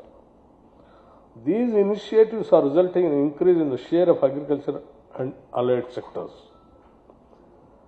Increase of paddy production is enabling the state to emerge as one of the major suppliers of the paddy to the Food Corporation of India, and now apart from the Food Corporation of India, now the Government of India is also encouraging the ethanol process to blend ethanol in the petroleum products. So any amount of paddy production and maize production can absorb by the industrial houses. So no problem at all in future. Like earlier, previous years, we used to, farmers used to come on the roads by demanding the state governments to procure their products. But now there is no problem at all, because there is a lot of demand for not only food corporation, food grains, apart from the other industrial usages like ethanol products and all that.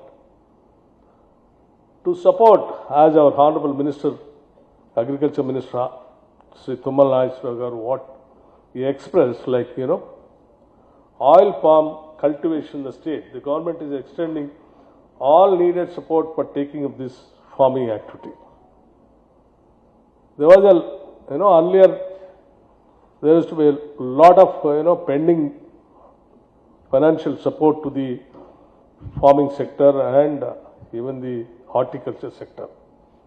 Now our government has taken a decision of not to keep in a single pie also pending for the agriculture production or to support the farming community. That's the reason we immediately cleared more than 100 crores the oil palm industry, whatever the bills are pending.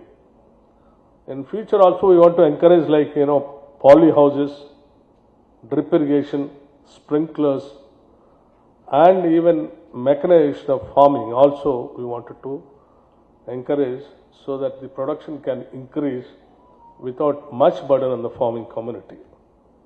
And also, as you said, as you said, even in your book also you mentioned the oil palm industry. The Government of India notified potential area of 3.29 lakh hectares, 8.14 lakh acres in 25 districts of Telangana, apart from already notified area. That means the Telangana state is a very potential state to develop the oil palm industry. So I request bankers to come forward comfortably and lend the money for these kind of farming activity. And also business-friendly policies of the proactive measures being taken by the government to facilitate business are creating a conducive environment that will augment industrial growth in the state. The state has been making continuous effort for the growth of the industrial sector through its innovative policies, which are resulting in increased investments and employment opportunities. The MSME sector is one of the highest employment generating sector in the state. I request the banks to extensively lend and support the small business and street vendors. Though the state government is extending subsidies to various sections of the society, institutional credit to wider sections of the society, more particularly the weaker sections, is essential for overall development of the society. As I see your book, the priority sector lending and other lending like weaker sections lending, though you have mentioned that you are comfortably reached the targets, but I see it is not that appreciable also in these lendings. In some of the SC Finance Corporation lending, they have even to the extent of writing letters to the bankers of sending them their subsidy amount back is something alarming. The SC Corporation has forwarded the granular data on ungrounded units for which subsidy has already been released and requested banks to return the unspent subsidy portion. Generally, the banks have to demand the state governments to send your subsidy amount at the earliest, but it is vice versa. So I request the banks to have a social responsibility and with a human touch. And also, if you see other areas,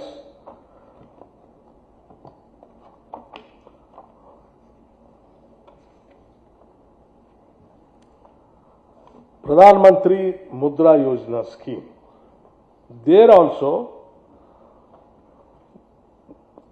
some of them have not reached their targets, like 75%, 71% only, public sector banks.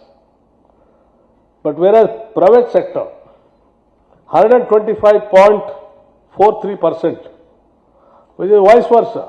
Generally, private sector banks, they don't come forward. But nationalized banks, here if you see, it is only 75%, the book which you have given to me. So that's where we all have to concentrate more and more. And even RRBs also, regional rural banks, there is only 71%. So these things are really, making us to feel little worried. And also, other things like, social, the public sector undertaking banks in the sense, nationalized banks, the Government of India, the then Government of India nationalized them for a specific purpose of you becoming the part of the growth of this nation by lending to the needy people also. This is where I think we all have to concentrate. And the CD ratio also. National banks deposit somewhere around 4,17,000 crores. Whereas private banks, generally people, they think twice to go to the private banks. But whereas here in Telangana, it is touching near 3,07,000 crores. There is no much difference between nationalized banks and the private banks. That means people are going towards the private banks. And The branches also, if you see, the nationalized banks are having more number of branches, 3,134 branches. And whereas the private banks are very less in number, 1,741 branches only. With this less branches itself, they have collected the deposits of 3,06,000 crores is something where the nationalized banks have to think seriously. We have to go for more marketing of making them people to deposit their deposits, and we have to create more confidence about the nationalized banks and all. Why? Because the private banks, they don't have much, they might be doing lending and priority sector lending might be touching, but social banking they are not touching at all. Private banks, only nationalized banks only are doing their level best. So we have to be more, you have to take the more share of the society in collecting the deposits also. Towards empowering women and a better society, I urge the banks to extensively lend to women and self-help groups and continue to surpass the targets set for lending to self-help groups. Here I wanted to request my Chief Minister, Sri Revanth Reddy Garu, and the entire cabinet is thinking very seriously about the self-help groups. Self-help groups are going to be our lifeline for the state development tomorrow. We are planning in such a way, not less than minimum of 20,000 crores in a year. We want the bankers to lend money, the interest-free loans, whereas the total interest will be borne by the state government. And we request the bankers to extend full length support in these schemes so that, why we are focusing seriously means other social support systems where you have a more number of NPAs. But whereas in self-help groups, you don't have much NPAs at all. Your recovery percentage is very high. It is because the self-help group members are having a total support system right from each group to the state level. So everywhere the self-help group members are being trained, guided and motivated also to make use of the money, whatever they are getting from the banks and the support from the state government. So they are doing good business and paying back also to the bankers. So it is going to be a very safe lending even for the banks also, and it's a good thing even for the society also. So we request you to extend more support to the self-help group members. In these 5 years, we want to reach the target of 1 lakh crores rupees to the self-help group members of the state. So I request all the bankers to plan and think seriously about in these lending.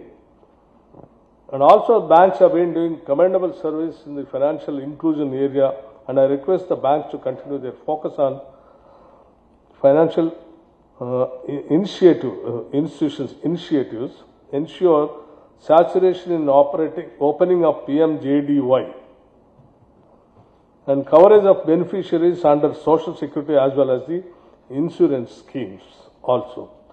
I congratulate the convener of bank, State Bank of India,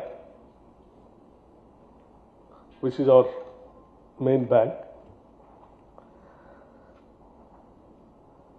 Other banks, lead district managers and departments involved in launching of annual credit plan, and I am sure banks will strive to achieve the credit plan targets for the current financial year of 2024-25.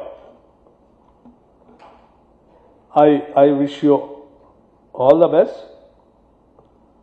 While concluding, I have few more things to bring to your notice, like, the present government even thinking of going for the affordable housing and weaker section housing also very seriously.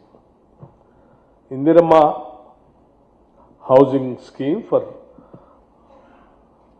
homeless people. For each house, 5 lakh rupees that we are planning. So not less than 4,50,000 to 5 lakh houses we want to construct in every financial year. So I request there also you can think about it. And RIDF, as our madam requested the state government to take more, from 1,000 crores to 1,500 crores. Yes, definitely, madam, we'll take your advice and suggestion. We'll try to take 1,500 crores RIDF for a better cause of the society. And also, I'm going to assure you, the Telangana state is one of the states where you don't have a power problem at all, electricity. 24/7 we are giving the power. And we are coming out with a proper new energy policy also. So that even in future also, though good number of industries and business houses, even if they come more in large number also, where will not be having any power problem at all in the state. I am assuring you this on behalf of the state government that power is going to be surplus in the state, and that's going to be one of the major reasons for the development of the state also. So you can assure as bankers, whoever comes to you, and industrial houses, Hyderabad the Telangana is the state where you don't have a water problem, where you don't have a power problem, where you don't have a human resource problem, where you don't have a language problem, where you don't have any problem at all. There is a destination for the country and the world also. This is what you can, on behalf of the state government, you can make a suggestion to all the industrial houses who are coming. And the state is a very friendly government with the bankers, and even in the recovery also, not only the lending, even the recovery also. I know we understand your major problem will be recovery only. Even in recovery also, we are here to extend all our support and cooperation to the bankers. But our request is to see to that you reach your targets: priority sector lending, welfare lending, industrial lending, and other, wherever you have any other innovative lending, please go ahead, and the state is with you. Thank you very much. Thank you. Thank you.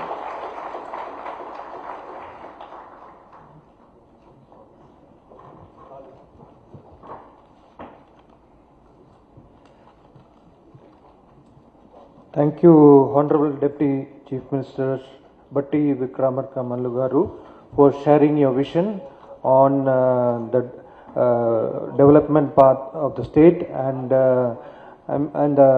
what the message you have conveyed will be taken forward by SLBC and the banks.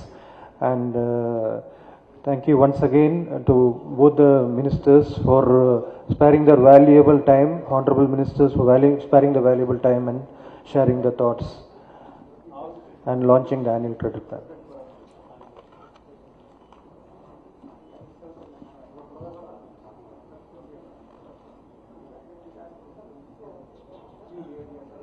Not having a space.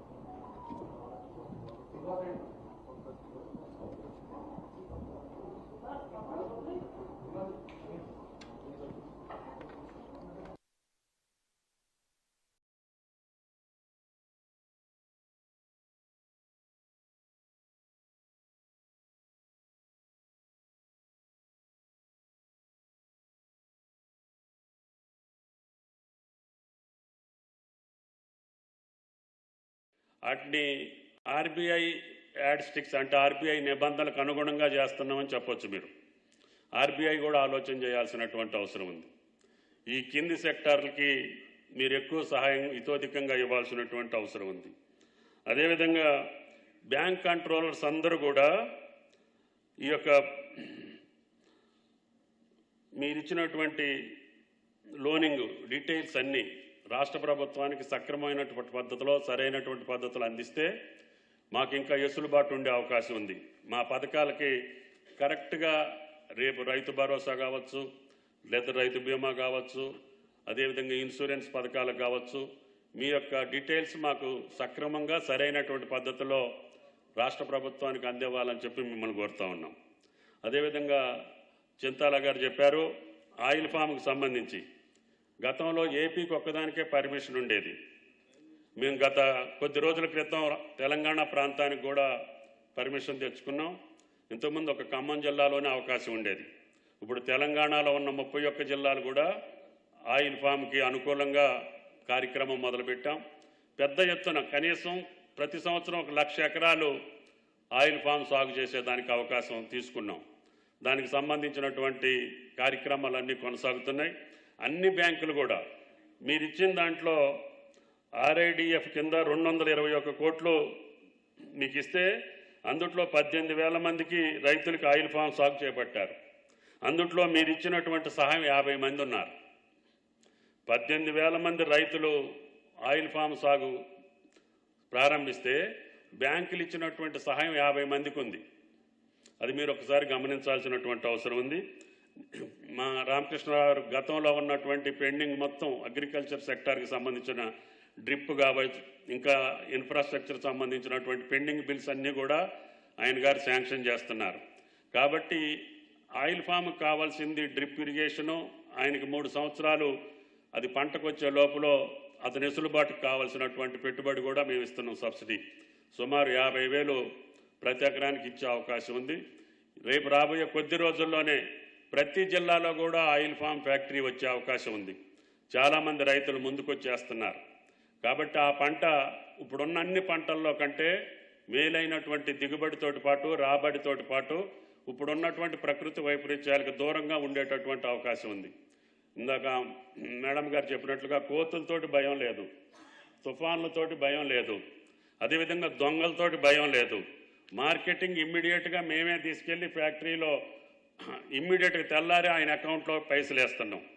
ఆ పంటకు సంబంధించినటువంటి యాడిస్టిక్స్ అన్నిటిని కూడా తప్పించి ఎంతవరకు వీలైతే అంతవరకు oil ఫామ్కి సంబంధించినటువంటి వ్యవసాయాన్ని తెలంగాణ రాష్ట్రం అనుకూలమైనటువంటి రాష్ట్రంగా మీరందరూ గ్రహించి దానికి హితోధికమైనటువంటి సహాయ సహకారాలు అందించాలి. దానికి కావలసినటువంటి సపోర్ట్ మొత్తం కూడా మా ఫైనాన్స్ మినిస్టర్ గారు చూస్తున్నారని చెప్పి కూడా విజ్ఞప్తి చేస్తున్నాం. అదేవిధంగా ఫుడ్ ప్రాసెసింగ్ యూనిట్లు ఎక్కువ ఉంటే మనం పండించేటటువంటి హార్టికల్చర్ పంటలన్నీ కూడా వ్యర్థం కాకుండా ఉంటాయి. దానికి సంబంధించినటువంటి ప్లాన్ మళ్ళీ మీరు ఇచ్చినటువంటి ప్రొజెక్షన్స్లో తూచా తప్పకుండా ఈ ప్రాసెసింగ్ యూనిట్స్ కానీ వ్యవసాయ అనుబంధ రంగాలకు సంబంధించినటువంటి అంశాలు యానిమల్ హస్బెండరీ కావచ్చు, అదేవిధంగా అన్నిటికీ మీరు హితోధికంగా సాయం చేయాలని చెప్పి మీ అందరికీ విజ్ఞప్తి చేస్తున్నాం. ముఖ్యంగా మనందరం ఆలోచన చేయాల్సింది, దశాబ్దాలుగా అన్ని ప్రభుత్వాలు రైతే రాజు రైతే వెన్నెముక అని చెప్తున్నాం, నడుస్తూ ఉంది. కానీ కొన్ని ఫిగర్స్ చూస్తే భయం వేస్తుంది. కొన్ని మల్టీనేషనల్ కంపెనీలు కావచ్చు, కొన్ని సంస్థలు కావచ్చు, వ్యవస్థలు కావచ్చు, ఇన్ఫ్రాస్ట్రక్చర్ ఏజెన్సీలు కావచ్చు, 1,000 కోట్లు 1,00,000 కోట్లు మన బ్యాంకుల దగ్గర నుంచి తీసుకొని ఇప్పుడు వాళ్ళు మనుషులు కనపడట్లేదు. మీకున్నటువంటి నిబంధనల ప్రకారంగా ఇస్తే ఇన్ని 1,00,000 కోట్లు వాళ్ళు ఏ రకంగా ఎగ్గొట్టగలుగుతున్నారు అనేది సామాన్య ప్రజల మస్తిష్కంలో ఉండేటటువంటి ప్రధాన సమస్య. అంటే మీ మీద ఉన్నటువంటి విశ్వసనీయత కూడా తగ్గే పరిస్థితి ఉంది. బ్యాంకులు ఇన్ని 1,000 కోట్లు ఒకే వ్యక్తులకి ఇన్ని 1,00,000 కోట్లు ఏం పెట్టుకొని ఇచ్చారు? ఇప్పుడు నేనంటే ట్రాక్టర్ తీసుకోవాలంటే నా భూమి పెట్టుకొని తీసుకుంటున్నా, కట్టలేకపోతే నా భూమి మీదకి ఏలానికి వస్తున్నారు. ఈ మల్టీనేషనల్ కంపెనీలు, ఇన్ఫ్రాస్ట్రక్చర్ కంపెనీలు అన్నీ కూడా ఎన్పీకి, ఎన్సీఎల్టీకి వెళ్ళి మళ్ళీ అదే కుటుంబంలో వాళ్ళు వేల కంపెనీ ఆస్తిని 100 కోట్లు కొంటున్నారు. How it is possible? ఏ రకంగా జరుగుతుంది? ఆ ఫిగర్స్ చూసి ఎగ్గొట్టిన వాళ్ళని చూసి మేము కూడా దానికి అలవాటు అవ్వాల్సిన పరిస్థితి వస్తుంది. కాబట్టి దయచేసి ఇటువంటి డిస్పారిటీ ఉండకుండా, పేదలకు ఒక న్యాయం పెద్దలకు ఒక న్యాయం కాకుండా అందరికీ సమానమైనటువంటి రీతిలో ఈ వ్యవస్థ పనిచేయాలనేది నాకు ఆకాంక్ష. కాబట్టి దయచేసి వాళ్ళని వసూలు చేసే స్థితిలోనన్నా ఉండాలి. వాళ్ళ యొక్క ఆస్తులు మీరు నా భూమి తాకట్టు పెట్టుకొని మీరు ఇచ్చినప్పుడు వాళ్ళకి ఏం తాకట్టు పెట్టుకొని అన్ని వేల కోట్లు లక్షల కోట్లు ఇచ్చారని చెప్పి ప్రజలు మమ్మల్ని అడుగుతున్నారు. ప్రజల దగ్గరికి వెళ్ళినప్పుడు ఆ ఈము పక్షులోళ్ళు ఉన్నారు. 15 సంవత్సరాల క్రితం వాళ్ళకి లోన్ ఇచ్చాం. వాళ్ళకి బైబ్యాక్ అరేంజ్మెంట్ చేయలే. ఒక ప్రైవేట్ కంపెనీ వాడు బైబ్యాక్ అరేంజ్మెంట్ చేసుకొని పైసలు ఇవ్వకుండా వెళ్ళిపోయిండు. ఆ పక్షులు నీళ్ళు అడవిలోకి వదిలిపెట్టాల్సిన పరిస్థితి వచ్చింది మార్కెటింగ్ లేక. 1 టైం సెటిల్మెంట్ చేయండి అయ్యా బాబు అని వాళ్ళు 15 సంవత్సరాలు బట్టి తిరుగుతున్నారు. మనోళ్ళు దాన్ని యాక్సెప్ట్ చేయట్లేదు. నేననేది ఏంటంటే న్యాయం ధర్మం, రూల్స్ ఉంటాయి, ప్రొసీజర్స్ ఉంటాయి, పద్ధతులు ఉంటాయి, కానీ మానవీయ కోణం కూడా ఉంటుంది. ఆ మానవీయ కోణాన్ని మీ విధులకి భిన్నం కాకుండా, మీ బాధ్యతలకు భిన్నం కాకుండా, మీ నిబంధనలకు భిన్నం కాకుండా ఈ యొక్క ప్రజల్ని సక్రమమైనటువంటి రీతిలో మీరు ఆలోచన చేయాల్సినటువంటి అవసరం ఉంది. మన వ్యవస్థల మీద విశ్వసనీయత ఉంటే అందరం కూడా రేపు అతి కొద్ది రోజుల్లోనే తెలంగాణలో మార్పు తెచ్చుకునేదానికి అవకాశం ఉంటుంది. కాబట్టి దయచేసి అందరం ఆ ఆలోచన చేసి ఈ రాష్ట్ర ప్రభుత్వ కార్యక్రమాలకి రాష్ట్ర ప్రభుత్వం ప్రవేశపెట్టేటటువంటి మా బట్టి గారు ఇచ్చినటువంటి ఫైనాన్షియల్ ఇది ఇబ్బంది ఉన్నా అన్నీ కూడా క్రమశిక్షణతోటి పోవాలని చెప్పి ఈ రాష్ట్రాన్ని ముందుకు తీసుకెళ్ళడం కోసం రాష్ట్ర ప్రభుత్వం చేసే ప్రతి చర్యకి తోడ్పడాలని చెప్పి మిమ్మల్ని ప్రార్థిస్తూ సెలవు. Thank you.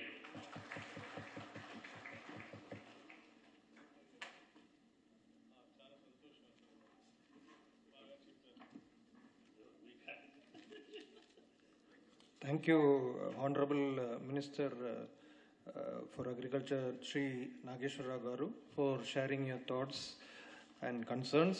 And we have noted the same, and we will take it forward through this forum.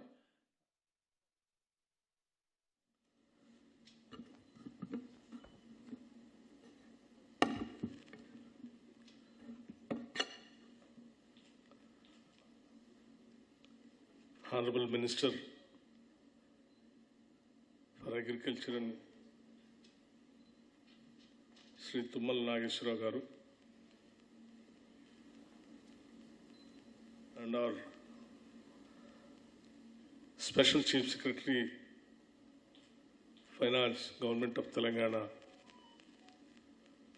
Sri Ramakrishna Rao Garu, Sri Rajesh Kumar Garu, Chief General Manager, State Bank of India, Kamal Prasad Patnaik Garu, Regional Director, Reserve Bank of India, Srimati Chintala Sushila Garu, CGM NABARD, and other dignitaries on the dais, and the respective bankers of various banks.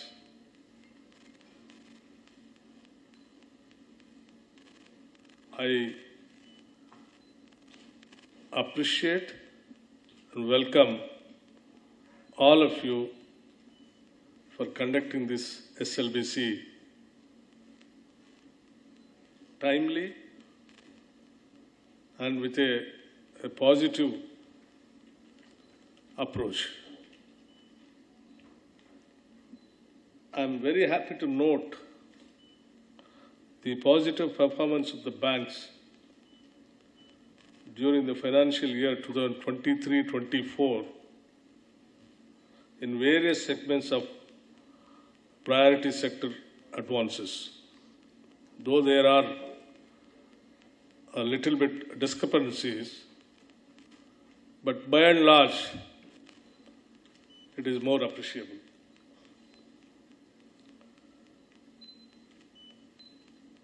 Another interesting item to observe in CD ratio of the state stands at 125.53%.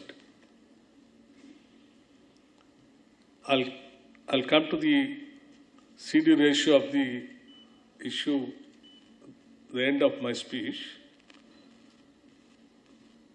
And also it is appreciable that priority sector lending targets are achieved to an extent of 123.56% of targets during the year. As you all aware, as our Honorable Minister also mentioned very clearly to Sri Tumal Nageswara garu, the state is very young and it is a very fast developing, growing state also. And it's a very progressive state also. And it has a very good qualities of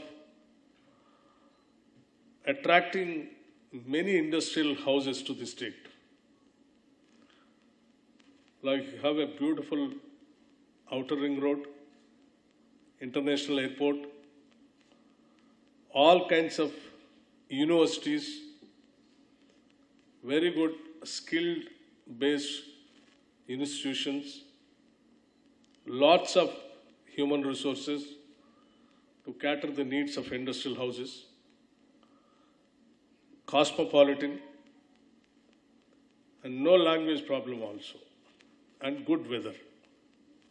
So everyone is trying to come to Hyderabad and Telangana to establish and set up their business houses. So no state can develop, nor no society can develop without a proper positive bankers. The lending is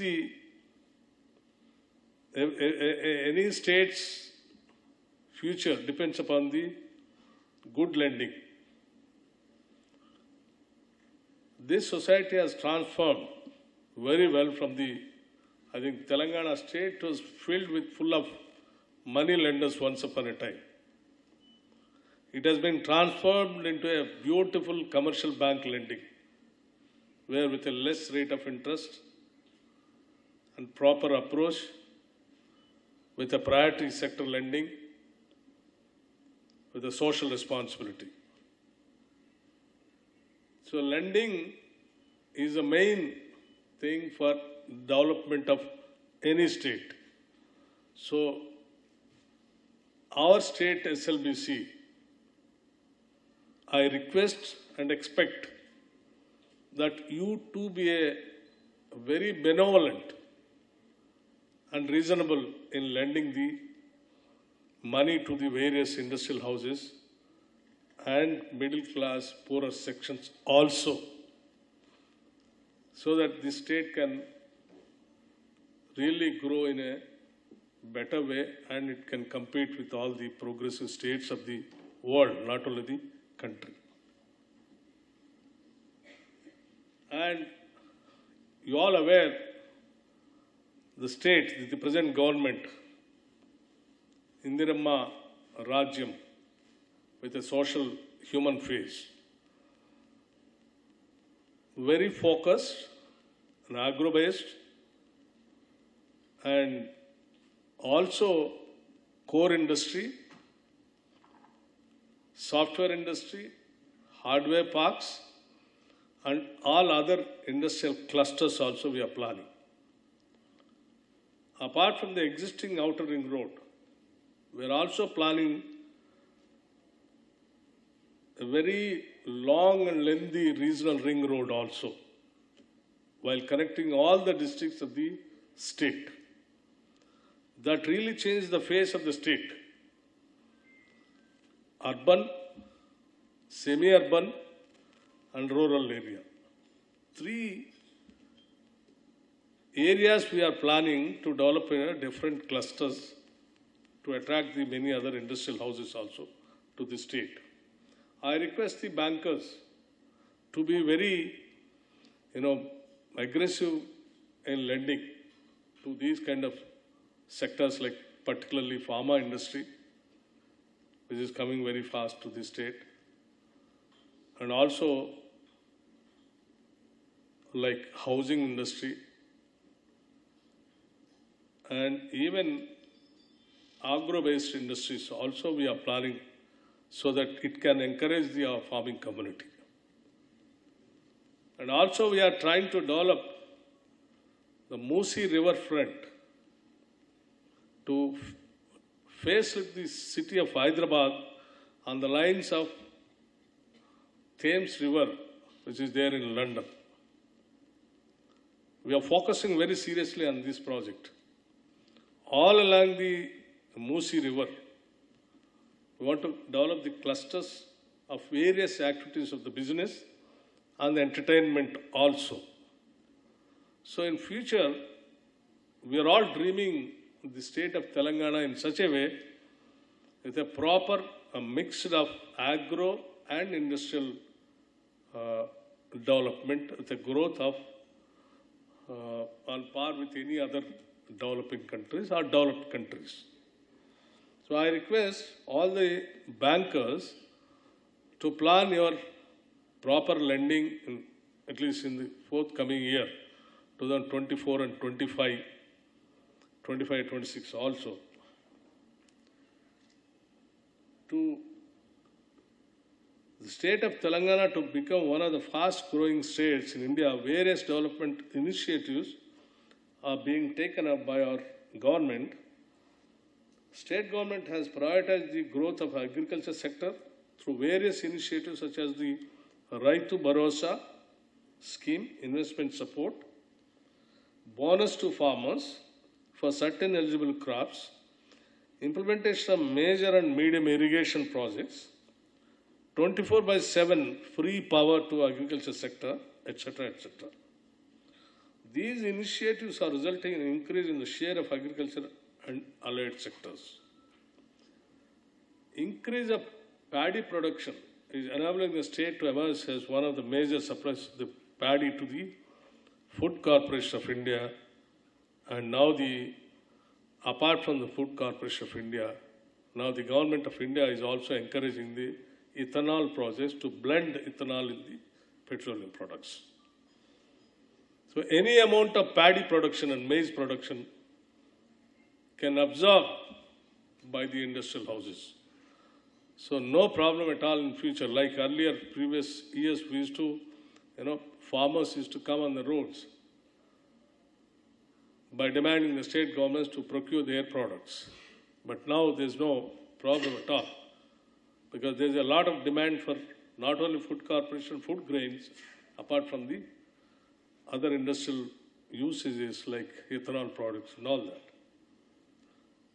To support, as our Honorable Minister, Agriculture Minister, Sri Tummal Nageswara, what he expressed, like, oil palm cultivation in the state, the government is extending all needed support for taking up this farming activity. There was earlier, there used to be a lot of, pending financial support to the farming sector and even the horticulture sector.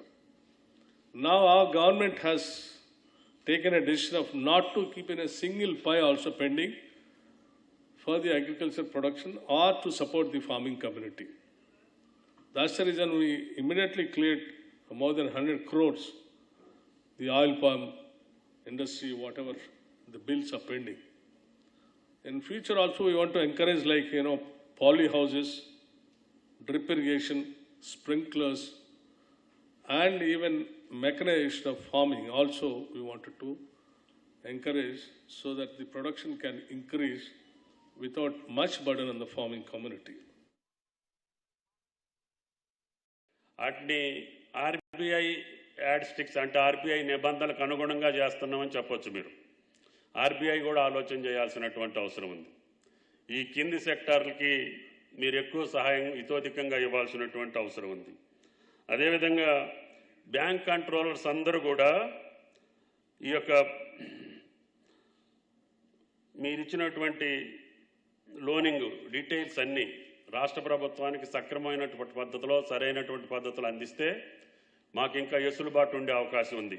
మా పథకాలకి కరెక్ట్గా రేపు రైతు భరోసా కావచ్చు, లేదా రైతు బీమా కావచ్చు, అదేవిధంగా ఇన్సూరెన్స్ పథకాలు కావచ్చు, మీ యొక్క డీటెయిల్స్ మాకు సక్రమంగా సరైనటువంటి పద్ధతిలో రాష్ట్ర ప్రభుత్వానికి అందివ్వాలని చెప్పి మిమ్మల్ని కోరుతా ఉన్నాం. అదేవిధంగా చింతాల గారు చెప్పారు, ఆయిల్ ఫామ్కి సంబంధించి గతంలో ఏపీకి ఒక్కదానికే పర్మిషన్ ఉండేది. మేము గత కొద్ది రోజుల క్రితం తెలంగాణ ప్రాంతానికి కూడా పర్మిషన్ తెచ్చుకున్నాం. ఇంతకుముందు ఒక ఖమ్మం జిల్లాలోనే అవకాశం ఉండేది. ఇప్పుడు తెలంగాణలో ఉన్న 31 జిల్లాలు కూడా ఆయిల్ ఫామ్కి అనుకూలంగా కార్యక్రమం మొదలుపెట్టాం. పెద్ద ఎత్తున కనీసం ప్రతి సంవత్సరం 1,00,000 ఎకరాలు ఆయిల్ ఫామ్ సాగు చేసేదానికి అవకాశం తీసుకున్నాం. దానికి సంబంధించినటువంటి కార్యక్రమాలన్నీ కొనసాగుతున్నాయి. అన్ని బ్యాంకులు కూడా మీరిచ్చిన దాంట్లో RIDF కింద 221 కోట్లు మీకు ఇస్తే అందుట్లో 18,000 మందికి రైతులకు ఆయిల్ ఫామ్ సాగు చేపట్టారు. అందుట్లో మీరు ఇచ్చినటువంటి సహాయం 50 మంది ఉన్నారు. 18,000 మంది రైతులు ఆయిల్ ఫామ్ సాగు ప్రారంభిస్తే బ్యాంకులు ఇచ్చినటువంటి సహాయం 50 మందికి ఉంది. అది మీరు ఒకసారి గమనించాల్సినటువంటి అవసరం ఉంది. మా రామకృష్ణరావు గతంలో ఉన్నటువంటి పెండింగ్ మొత్తం అగ్రికల్చర్ సెక్టార్కి సంబంధించిన డ్రిప్ కావచ్చు, ఇంకా ఇన్ఫ్రాస్ట్రక్చర్ సంబంధించినటువంటి పెండింగ్ బిల్స్ అన్నీ కూడా ఆయన గారు శాంక్షన్ చేస్తున్నారు. కాబట్టి ఆయిల్ ఫామ్కి కావాల్సింది డ్రిప్ ఇరిగేషను, ఆయనకి 3 సంవత్సరాలు అది పంటకు వచ్చే లోపల అతని వెసులుబాటుకు కావాల్సినటువంటి పెట్టుబడి కూడా మేము ఇస్తున్నాం. సబ్సిడీ సుమారు 50,000 ప్రతి ఎకరానికి ఇచ్చే అవకాశం ఉంది. రేపు రాబోయే కొద్ది రోజుల్లోనే ప్రతి జిల్లాలో కూడా ఆయిల్ ఫామ్ ఫ్యాక్టరీ వచ్చే అవకాశం ఉంది. చాలామంది రైతులు ముందుకొచ్చేస్తున్నారు. కాబట్టి ఆ పంట ఇప్పుడున్న అన్ని పంటల్లో కంటే మేలైనటువంటి దిగుబడితోటి పాటు రాబడితోటి పాటు ఇప్పుడున్నటువంటి ప్రకృతి వైపరీత్యాలకు దూరంగా ఉండేటటువంటి అవకాశం ఉంది. ఇందాక మేడం గారు చెప్పినట్లుగా కోతులతోటి భయం లేదు, తుఫాన్లతోటి భయం లేదు, అదేవిధంగా దొంగలతోటి భయం లేదు. మార్కెటింగ్ ఇమ్మీడియట్గా మేమే తీసుకెళ్లి ఫ్యాక్టరీలో ఇమ్మీడియట్గా తెల్లారి ఆయన అకౌంట్లో పైసలు వేస్తున్నాం. ఆ పంటకు సంబంధించినటువంటి యాడిస్టిక్స్ అన్నిటిని కూడా తప్పించి ఎంతవరకు వీలైతే అంతవరకు ఆయిల్ ఫామ్కి సంబంధించినటువంటి వ్యవసాయాన్ని తెలంగాణ రాష్ట్రం అనుకూలమైనటువంటి రాష్ట్రంగా మీరందరూ గ్రహించి దానికి హితోధికమైనటువంటి సహాయ సహకారాలు అందించాలి. దానికి కావలసినటువంటి సపోర్ట్ మొత్తం కూడా మా ఫైనాన్స్ మినిస్టర్ గారు చూస్తున్నారని చెప్పి కూడా విజ్ఞప్తి చేస్తున్నాం. అదేవిధంగా ఫుడ్ ప్రాసెసింగ్ యూనిట్లు ఎక్కువ ఉంటే మనం పండించేటటువంటి హార్టికల్చర్ పంటలన్నీ కూడా వ్యర్థం కాకుండా ఉంటాయి. దానికి సంబంధించినటువంటి ప్లాన్ మళ్ళీ మీరు ఇచ్చినటువంటి ప్రొజెక్షన్స్లో తూచా తప్పకుండా ఈ ప్రాసెసింగ్ యూనిట్స్కి కానీ వ్యవసాయ అనుబంధ రంగాలకు సంబంధించినటువంటి అంశాలు యానిమల్ హస్బెండరీ కావచ్చు, అదేవిధంగా అన్నిటికీ మీరు హితోధికంగా సాయం చేయాలని చెప్పి మీ అందరికీ విజ్ఞప్తి చేస్తున్నాం. ముఖ్యంగా మనందరం ఆలోచన చేయాల్సింది, దశాబ్దాలుగా అన్ని ప్రభుత్వాలు రైతే రాజు రైతే వెన్నెముక అని చెప్తున్నాం, నడుస్తూ ఉంది. కానీ కొన్ని ఫిగర్స్ చూస్తే భయం వేస్తుంది. కొన్ని మల్టీనేషనల్ కంపెనీలు కావచ్చు, కొన్ని సంస్థలు కావచ్చు, వ్యవస్థలు కావచ్చు, ఇన్ఫ్రాస్ట్రక్చర్ ఏజెన్సీలు కావచ్చు, 1,000 కోట్లు 1,00,000 కోట్లు మన బ్యాంకుల దగ్గర నుంచి తీసుకొని ఇప్పుడు వాళ్ళు మనుషులు కనపడట్లేదు. మీకున్నటువంటి నిబంధనల ప్రకారంగా ఇస్తే ఇన్ని లక్షల కోట్లు వాళ్ళు ఏ రకంగా ఎగ్గొట్టగలుగుతున్నారు అనేది సామాన్య ప్రజల మస్తిష్కంలో ఉండేటటువంటి ప్రధాన సమస్య. అంటే మీ మీద ఉన్నటువంటి విశ్వసనీయత కూడా తగ్గే పరిస్థితి ఉంది. బ్యాంకులు ఇన్ని 1,000 కోట్లు ఒకే వ్యక్తులకి ఇన్ని లక్షల కోట్లు ఏం పెట్టుకొని ఇచ్చారు? ఇప్పుడు నేనంటే ట్రాక్టర్ తీసుకోవాలంటే నా భూమి పెట్టుకొని తీసుకుంటున్నా, కట్టలేకపోతే నా భూమి మీదకి ఏలానికి వస్తున్నారు. ఈ మల్టీనేషనల్ కంపెనీలు, ఇన్ఫ్రాస్ట్రక్చర్ కంపెనీలు అన్నీ కూడా ఎన్పీకి NCLTకి వెళ్ళి మళ్ళీ అదే కుటుంబంలో వాళ్ళు 1,000 కంపెనీ ఆస్తిని 100 కోట్లకు కొంటున్నారు. How it is possible? ఏ రకంగా జరుగుతుంది? ఆ ఫిగర్స్ చూసి ఎగ్గొట్టినోళ్ళని చూసి మేము కూడా దానికి అలవాటు అవ్వాల్సిన పరిస్థితి వస్తుంది. కాబట్టి దయచేసి ఇటువంటి డిస్పారిటీ ఉండకుండా, పేదలకు ఒక న్యాయం పెద్దలకు ఒక న్యాయం కాకుండా అందరికీ సమానమైనటువంటి రీతిలో ఈ వ్యవస్థ పనిచేయాలనేది నాకు ఆకాంక్ష. కాబట్టి దయచేసి వాళ్ళని వసూలు చేసే స్థితిలోనన్నా ఉండాలి. వాళ్ళ యొక్క ఆస్తులు మీరు నా భూమి తాకట్టు పెట్టుకొని మీరు ఇచ్చినప్పుడు వాళ్ళకి ఏం తాకట్టు పెట్టుకొని అన్ని వేల కోట్లు లక్షల కోట్లు ఇచ్చారని చెప్పి ప్రజలు మమ్మల్ని అడుగుతున్నారు. ప్రజల దగ్గరికి వెళ్ళినప్పుడు ఆ ఈము పక్షులోళ్ళు ఉన్నారు. 15 సంవత్సరాల క్రితం వాళ్ళకి లోన్ ఇచ్చాం. వాళ్ళకి బైబ్యాక్ అరేంజ్మెంట్ చేయలే. ఒక ప్రైవేట్ కంపెనీ వాడు బైబ్యాక్ అరేంజ్మెంట్ చేసుకొని పైసలు ఇవ్వకుండా వెళ్ళిపోయిండు. ఆ పక్షులు నీళ్ళు అడవిలోకి వదిలిపెట్టాల్సిన పరిస్థితి వచ్చింది మార్కెటింగ్ లేక. వన్ టైం సెటిల్మెంట్ చేయండి అయ్యా బాబు అని వాళ్ళు 15 సంవత్సరాలు బట్టి తిరుగుతున్నారు. మనోళ్ళు దాన్ని యాక్సెప్ట్ చేయట్లేదు. నేననేది ఏంటంటే న్యాయం, ధర్మం, రూల్స్ ఉంటాయి, ప్రొసీజర్స్ ఉంటాయి, పద్ధతులు ఉంటాయి, కానీ మానవీయ కోణం కూడా ఉంటుంది. ఆ మానవీయ కోణాన్ని మీ విధులకి భిన్నం కాకుండా, మీ బాధ్యతలకు భిన్నం కాకుండా, మీ నిబంధనలకు భిన్నం కాకుండా ఈ యొక్క ప్రజల్ని సక్రమమైనటువంటి రీతిలో మీరు ఆలోచన చేయాల్సినటువంటి అవసరం ఉంది.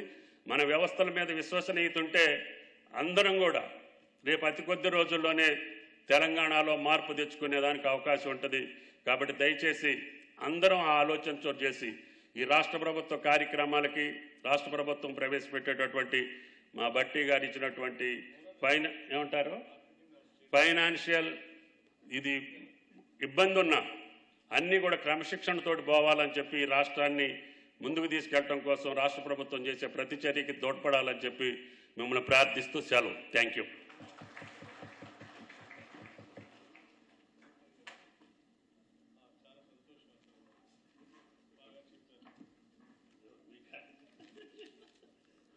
Thank you, Honorable Minister for Agriculture, Sri Nageshwara Garu, for sharing your thoughts and concerns.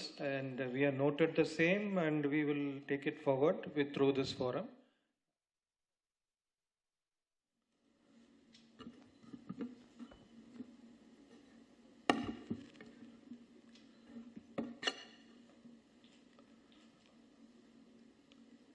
Honorable Minister for Agriculture and Sri Tummal Nageshwara Garu, and our Special Chief Secretary Finance, Government of Telangana, Sri Ramakrishna Rao Garu, Sri Rajesh Kumar Garu, Chief General Manager, State Bank of India, Kamal Prasad Patnaik Garu, Regional Director, Reserve Bank of India, Srimati Chintala Sushila Garu, CGM NABARD, and other dignitaries on the dais, and the respective bankers of various banks.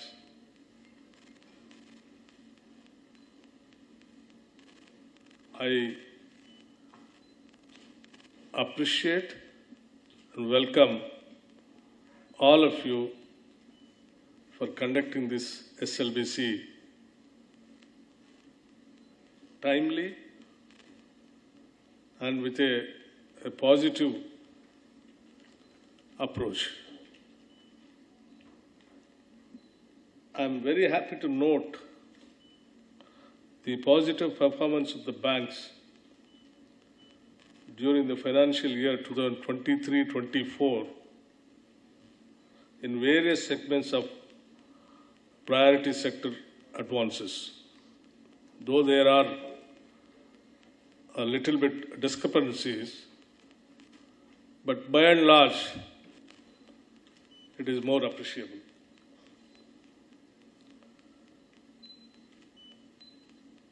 Another interesting item to observe in CD ratio of the state stands at 125.53%. I'll come to the CD ratio of the issue at the end of my speech. And also it is appreciable that priority sector lending targets are achieved to an extent of 123.56% of targets during the year. As you all aware, as our Honorable Minister also mentioned very clearly to Sri Tumal Nageswara garu, the state is very young and it is a very fast developing, growing state also. And it's a very progressive state also. And it has a very good qualities of attracting many industrial houses to the state. Like you have a beautiful outer ring road, international airport, all kinds of universities, very good skilled based institutions, lots of human resources to cater the needs of industrial houses, cosmopolitan, and no language problem also, and good weather. So everyone is trying to come to Hyderabad and Telangana to establish and set up their business houses. So no state can develop, nor no society can develop without a proper positive bankers. The lending is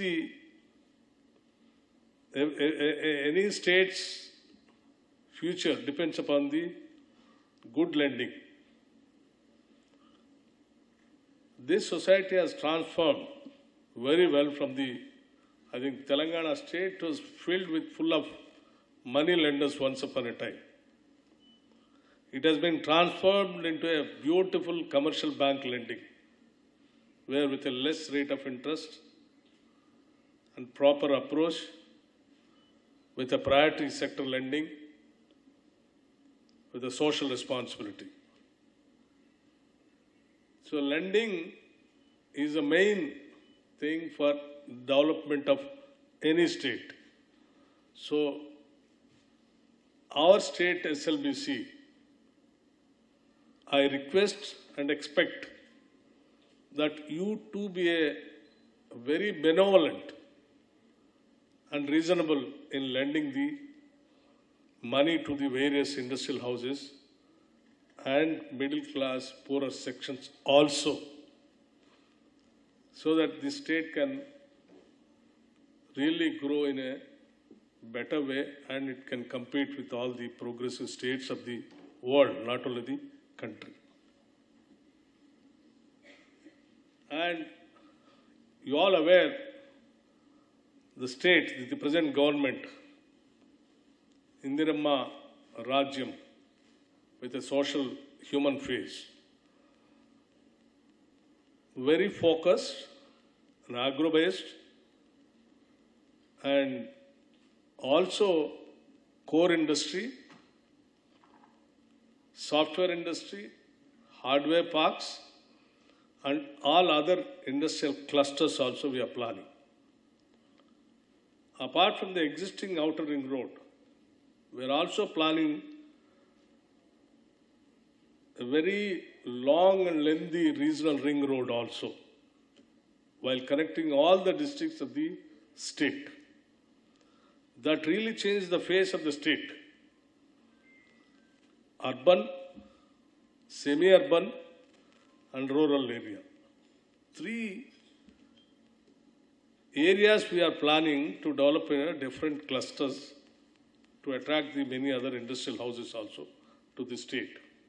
I request the bankers to be very, aggressive in lending to these kind of sectors, like particularly pharma industry, which is coming very fast to the state, and also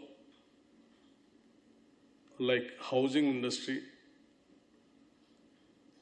and even agro-based industries also we are planning so that it can encourage the farming community. And also we are trying to develop the Musi river front to face the city of Hyderabad on the lines of Thames River, which is there in London.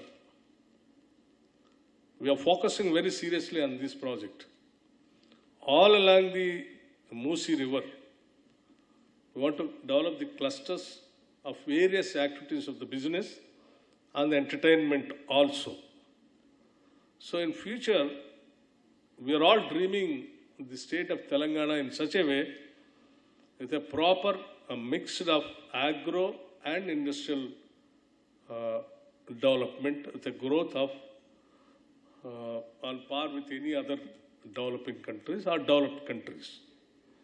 So I request all the bankers to plan your proper lending at least in the forthcoming year, 2024 and 25, 26 also.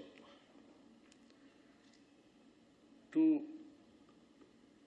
the state of Telangana to become one of the fast growing states in India, various development initiatives are being taken up by our government. State government has prioritized the growth of agriculture sector through various initiatives such as the Raitu Bharosa scheme, investment support, bonus to farmers for certain eligible crops, implementation of major and medium irrigation projects, 24/7 free power to agriculture sector, etc., etc. These initiatives are resulting in an increase in the share of agriculture and allied sectors.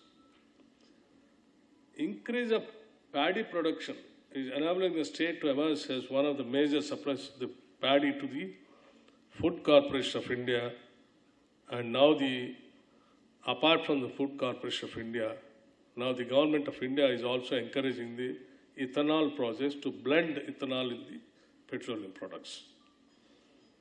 So any amount of paddy production and maize production can absorb by the industrial houses. So no problem at all in future. Like earlier, previous years, we used to, farmers used to come on the roads by demanding the state governments to procure their products. But now there's no problem at all, because there's a lot of demand for not only food corporation, food grains, apart from the other industrial usages like ethanol products and all that. To support, as our Honorable Minister, Agriculture Minister, Sri Tummal Nageswara, what he expressed, like, oil palm cultivation in the state, the government is extending all needed support for taking up this farming activity. There was earlier, there used to be a lot of, pending financial support to the farming sector and even the horticulture sector. Now our government has taken a decision of not to keep in a single pie also pending for the agriculture production or to support the farming community. That's the reason we immediately cleared more than 100 crores, the oil palm industry, whatever the bills are pending. In future also we want to encourage poly houses, drip irrigation, sprinklers, and even mechanization of farming also we wanted to encourage so that the production can increase without much burden on the farming community. వాటిని RBI add sticks అంటే RBI నిబంధనలకు అనుగుణంగా చేస్తున్నామని చెప్పొచ్చు మీరు. RBI కూడా ఆలోచన చేయాల్సినటువంటి అవసరం ఉంది. ఈ కింది సెక్టార్లకి మీరు ఎక్కువ సహాయం ఇతోధికంగా ఇవ్వాల్సినటువంటి అవసరం ఉంది. అదేవిధంగా బ్యాంక్ కంట్రోలర్స్ అందరూ కూడా ఈ యొక్క మీరిచ్చినటువంటి లోనింగ్ డీటెయిల్స్ అన్నీ రాష్ట్ర ప్రభుత్వానికి సక్రమమైనటువంటి పద్ధతిలో సరైనటువంటి పద్ధతులు అందిస్తే మాకు ఇంకా వెసులుబాటు ఉండే అవకాశం ఉంది. మా పథకాలకి కరెక్ట్గా రేపు రైతు భరోసా కావచ్చు, లేదా రైతు బీమా కావచ్చు, అదేవిధంగా ఇన్సూరెన్స్ పథకాలకు కావచ్చు, మీ యొక్క డీటెయిల్స్ మాకు సక్రమంగా సరైనటువంటి పద్ధతిలో రాష్ట్ర ప్రభుత్వానికి అందివ్వాలని చెప్పి మిమ్మల్ని కోరుతా ఉన్నాం. అదేవిధంగా చింతాల గారు చెప్పారు, ఆయిల్ ఫామ్కి సంబంధించి గతంలో ఏపీకి ఒక్కదానికే పర్మిషన్ ఉండేది. మేము గత కొద్ది రోజుల క్రితం తెలంగాణ ప్రాంతానికి కూడా పర్మిషన్ తెచ్చుకున్నాం. ఇంతకుముందు ఒక ఖమ్మం జిల్లాలోనే అవకాశం ఉండేది. ఇప్పుడు తెలంగాణలో ఉన్న 31 జిల్లాలు కూడా ఆయిల్ ఫామ్కి అనుకూలంగా కార్యక్రమం మొదలుపెట్టాం. పెద్ద ఎత్తున కనీసం ప్రతి సంవత్సరం 1,00,000 ఎకరాలు ఆయిల్ ఫామ్ సాగు చేసేదానికి అవకాశం తీసుకున్నాం. దానికి సంబంధించినటువంటి కార్యక్రమాలన్నీ కొనసాగుతున్నాయి. అన్ని బ్యాంకులు కూడా మీరిచ్చిన దాంట్లో RIDF కింద 221 కోట్లు మీకు ఇస్తే అందుట్లో 18,000 మందికి రైతులకు ఆయిల్ ఫామ్ సాగు చేపట్టారు. అందుట్లో మీరు ఇచ్చినటువంటి సహాయం 50 మంది ఉన్నారు. 18,000 మంది రైతులు ఆయిల్ ఫామ్ సాగు ప్రారంభిస్తే బ్యాంకులు ఇచ్చినటువంటి సహాయం 50 మందికి ఉంది. అది మీరు ఒకసారి గమనించాల్సినటువంటి అవసరం ఉంది. మా రామకృష్ణరావు గతంలో ఉన్నటువంటి పెండింగ్ మొత్తం అగ్రికల్చర్ సెక్టార్కి సంబంధించిన డ్రిప్ కావచ్చు, ఇంకా ఇన్ఫ్రాస్ట్రక్చర్ సంబంధించినటువంటి పెండింగ్ బిల్స్ అన్నీ కూడా ఆయన గారు శాంక్షన్ చేస్తున్నారు. కాబట్టి ఆయిల్ ఫామ్కి కావాల్సింది డ్రిప్ ఇరిగేషను, ఆయనకి 3 సంవత్సరాలు అది పంటకు వచ్చే లోపల అతని వెసులుబాటుకు కావాల్సినటువంటి పెట్టుబడి కూడా మేము ఇస్తున్నాం. సబ్సిడీ సుమారు 50,000 ప్రతి ఎకరానికి ఇచ్చే అవకాశం ఉంది. రేపు రాబోయే కొద్ది రోజుల్లోనే ప్రతి జిల్లాలో కూడా ఆయిల్ ఫామ్ ఫ్యాక్టరీ వచ్చే అవకాశం ఉంది. చాలామంది రైతులు ముందుకొచ్చేస్తున్నారు. కాబట్టి ఆ పంట ఇప్పుడున్న అన్ని పంటల్లో కంటే మేలైనటువంటి దిగుబడితోటి పాటు రాబడితోటి పాటు ఇప్పుడున్నటువంటి ప్రకృతి వైపరీత్యాలకు దూరంగా ఉండేటటువంటి అవకాశం ఉంది. ఇందాక మేడం గారు చెప్పినట్లుగా కోతులతోటి భయం లేదు, తుఫాన్లతోటి భయం లేదు, అదేవిధంగా దొంగలతోటి భయం లేదు. మార్కెటింగ్ ఇమ్మీడియట్గా మేమే తీసుకెళ్లి ఫ్యాక్టరీలో ఇమ్మీడియట్గా తెల్లారి ఆయన అకౌంట్లో పైసలు వేస్తున్నాం.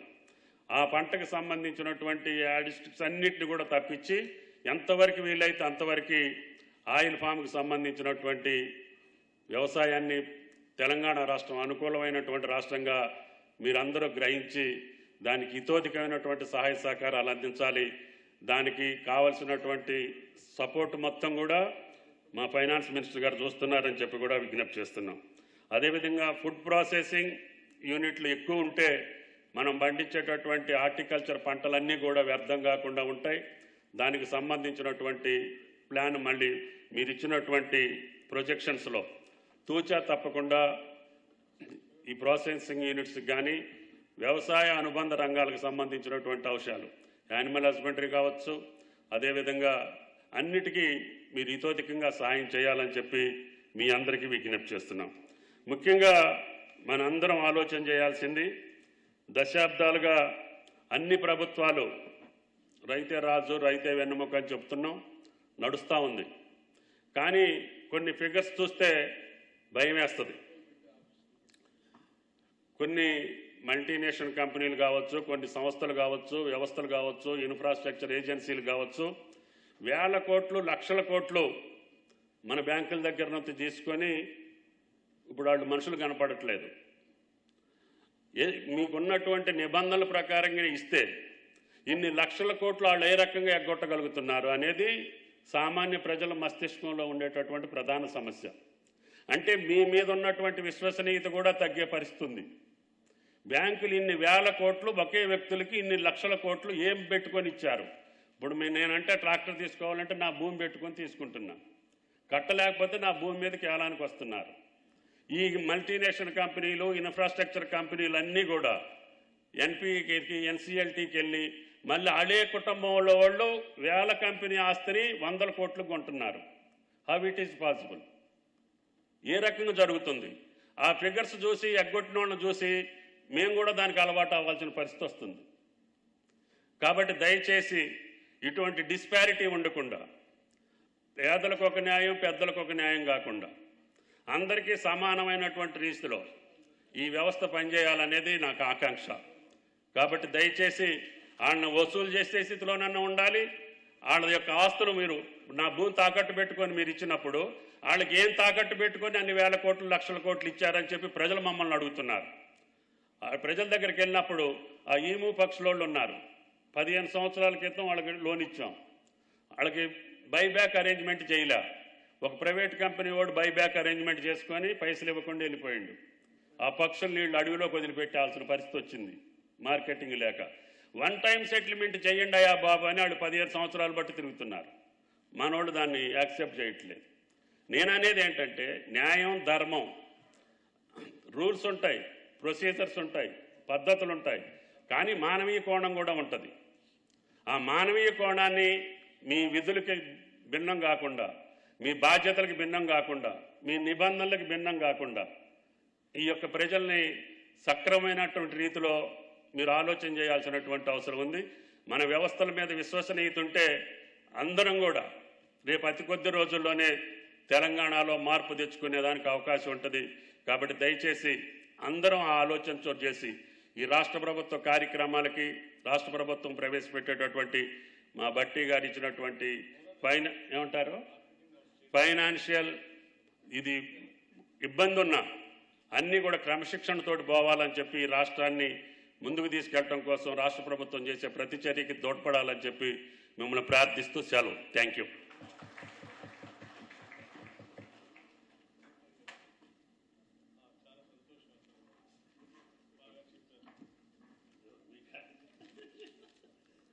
Thank you, Honorable Minister for Agriculture, Sri Nageshwara Garu, for sharing your thoughts and concerns. And we have noted the same, and we will take it forward through this forum.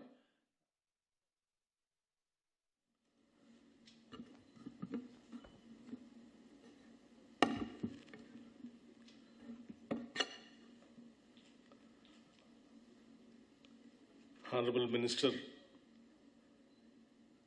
for Agriculture and Sri Tummal Nageshwara Garu, and our Special Chief Secretary, Finance, Government of Telangana, Sri Ramakrishna Rao Garu, Sri Rajesh Kumar Garu, Chief General Manager, State Bank of India, Kamal Prasad Patnaik Garu, Regional Director, Reserve Bank of India, Srimati Chintala Sushila Garu, CGM NABARD, and other dignitaries on the dais, and the respective bankers of various banks.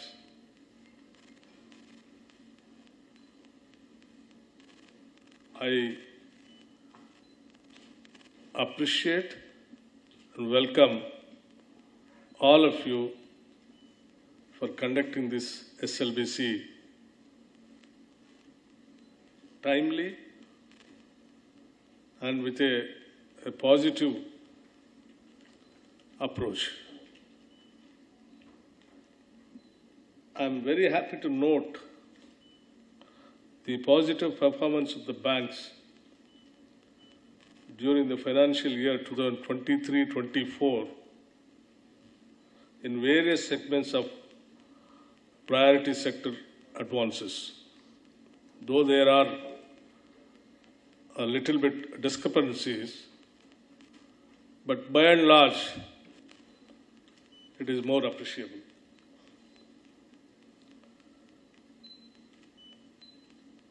Another interesting item to observe in CD ratio of the state stands at 125.53%. I'll come to the CD ratio of the issue at the end of my speech. And also it is appreciable that priority sector lending targets are achieved to an extent of 123.56% of targets during the year. As you all aware, as our Honorable Minister also mentioned very clearly to Sri Tumal Nageswara garu, the state is very young and it is a very fast developing, growing state also. And it's a very progressive state also. And it has a very good qualities of attracting many industrial houses to the state. Like you have a beautiful outer ring road, international airport, all kinds of universities, very good skilled based institutions, lots of human resources to cater the needs of industrial houses, cosmopolitan, and no language problem also, and good weather. So everyone is trying to come to Hyderabad and Telangana to establish and set up their business houses. So no state can develop, nor no society can develop without a proper positive bankers. The lending is the any state's future depends upon the good lending. This society has transformed very well from the, I think Telangana state was filled with full of money lenders once upon a time. It has been transformed into a beautiful commercial bank lending, where with a less rate of interest and proper approach, with a priority sector lending, with a social responsibility. So lending is the main thing for development of any state. So our state SLBC,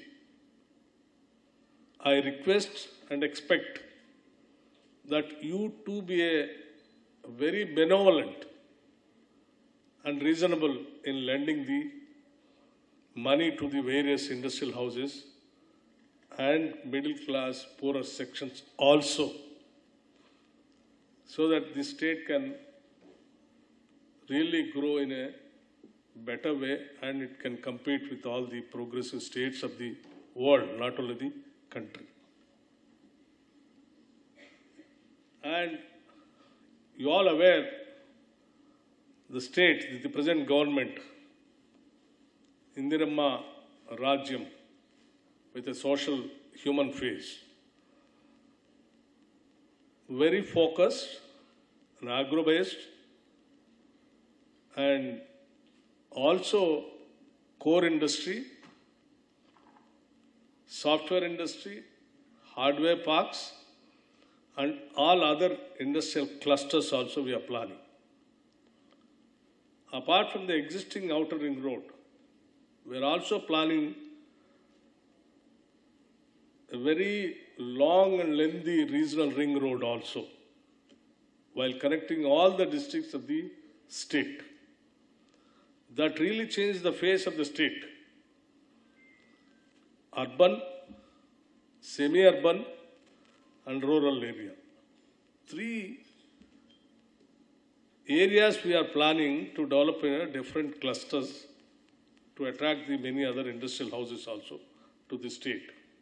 I request the bankers to be very, aggressive in lending to these kind of sectors, like particularly pharma industry, which is coming very fast to the state, and also like housing industry, and even agro-based industries also we are planning, so that it can encourage the farming community. And also we are trying to develop the Musi river front to face with the city of Hyderabad on the lines of Thames River which is there in London. We are focusing very seriously on this project. All along the Musi River, we want to develop the clusters of various activities of the business and the entertainment also. So in future, we are all dreaming the state of Telangana in such a way with a proper mix of agro and industrial development, with a growth of on par with any other developing countries or developed countries. So I request all the bankers to plan your proper lending at least in the forthcoming year, 2024 and 25, 26 also. To the state of Telangana to become one of the fast-growing states in India, various development initiatives are being taken up by our government. State government has prioritized the growth of agriculture sector through various initiatives such as the Raitu Bharosa scheme, investment support, bonus to farmers for certain eligible crops, implementation of major and medium irrigation projects, 24/7 free power to agriculture sector, etc., etc. These initiatives are resulting in an increase in the share of agriculture and allied sectors. Increase of paddy production is enabling the state to emerge as one of the major suppliers of the paddy to the Food Corporation of India, and now apart from the Food Corporation of India, now the Government of India is also encouraging the ethanol process to blend ethanol in the petroleum products. So any amount of paddy production and maize production can absorb by the industrial houses. So no problem at all in future. Like earlier, previous years, we used to, farmers used to come on the roads by demanding the state governments to procure their products. But now there's no problem at all, because there's a lot of demand for not only food corporation, food grains, apart from the other industrial usages like ethanol products and all that. To support, as our Honorable Minister, Agriculture Minister, Sri Tummal Nageswara, what he expressed, like, oil palm cultivation in the state, the government is extending all needed support for taking up this farming activity.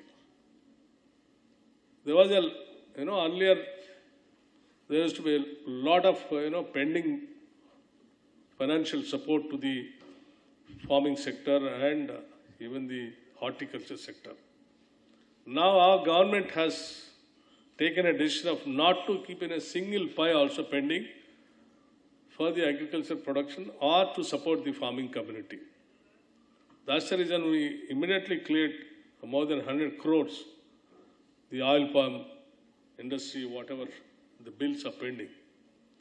In future also we want to encourage poly houses, drip irrigation, sprinklers, and even mechanization of farming also we wanted to encourage so that the production can increase without much burden on the farming community. వాటిని RBI add sticks అంటే RBI నిబంధనలకు అనుగుణంగా చేస్తున్నామని చెప్పొచ్చు మీరు. RBI కూడా ఆలోచన చేయాల్సినటువంటి అవసరం ఉంది. ఈ కింది సెక్టార్లకి మీరు ఎక్కువ సహాయం ఇతోధికంగా ఇవ్వాల్సినటువంటి అవసరం ఉంది. అదేవిధంగా బ్యాంక్ కంట్రోలర్స్ అందరూ కూడా ఈ యొక్క మీరిచ్చినటువంటి లోనింగ్ డీటెయిల్స్ అన్నీ రాష్ట్ర ప్రభుత్వానికి సక్రమమైనటువంటి పద్ధతిలో సరైనటువంటి పద్ధతులు అందిస్తే మాకు ఇంకా వెసులుబాటు ఉండే అవకాశం ఉంది. మా పథకాలకి కరెక్ట్గా రేపు రైతు భరోసా కావచ్చు, లేదా రైతు బీమా కావచ్చు, అదేవిధంగా ఇన్సూరెన్స్ పథకాలకు కావచ్చు, మీ యొక్క డీటెయిల్స్ మాకు సక్రమంగా సరైనటువంటి పద్ధతిలో రాష్ట్ర ప్రభుత్వానికి అందివ్వాలని చెప్పి మిమ్మల్ని కోరుతా ఉన్నాం. అదేవిధంగా చింతాల గారు చెప్పారు ఆయిల్ ఫామ్కి సంబంధించి గతంలో ఏపీకి ఒక్కదానికే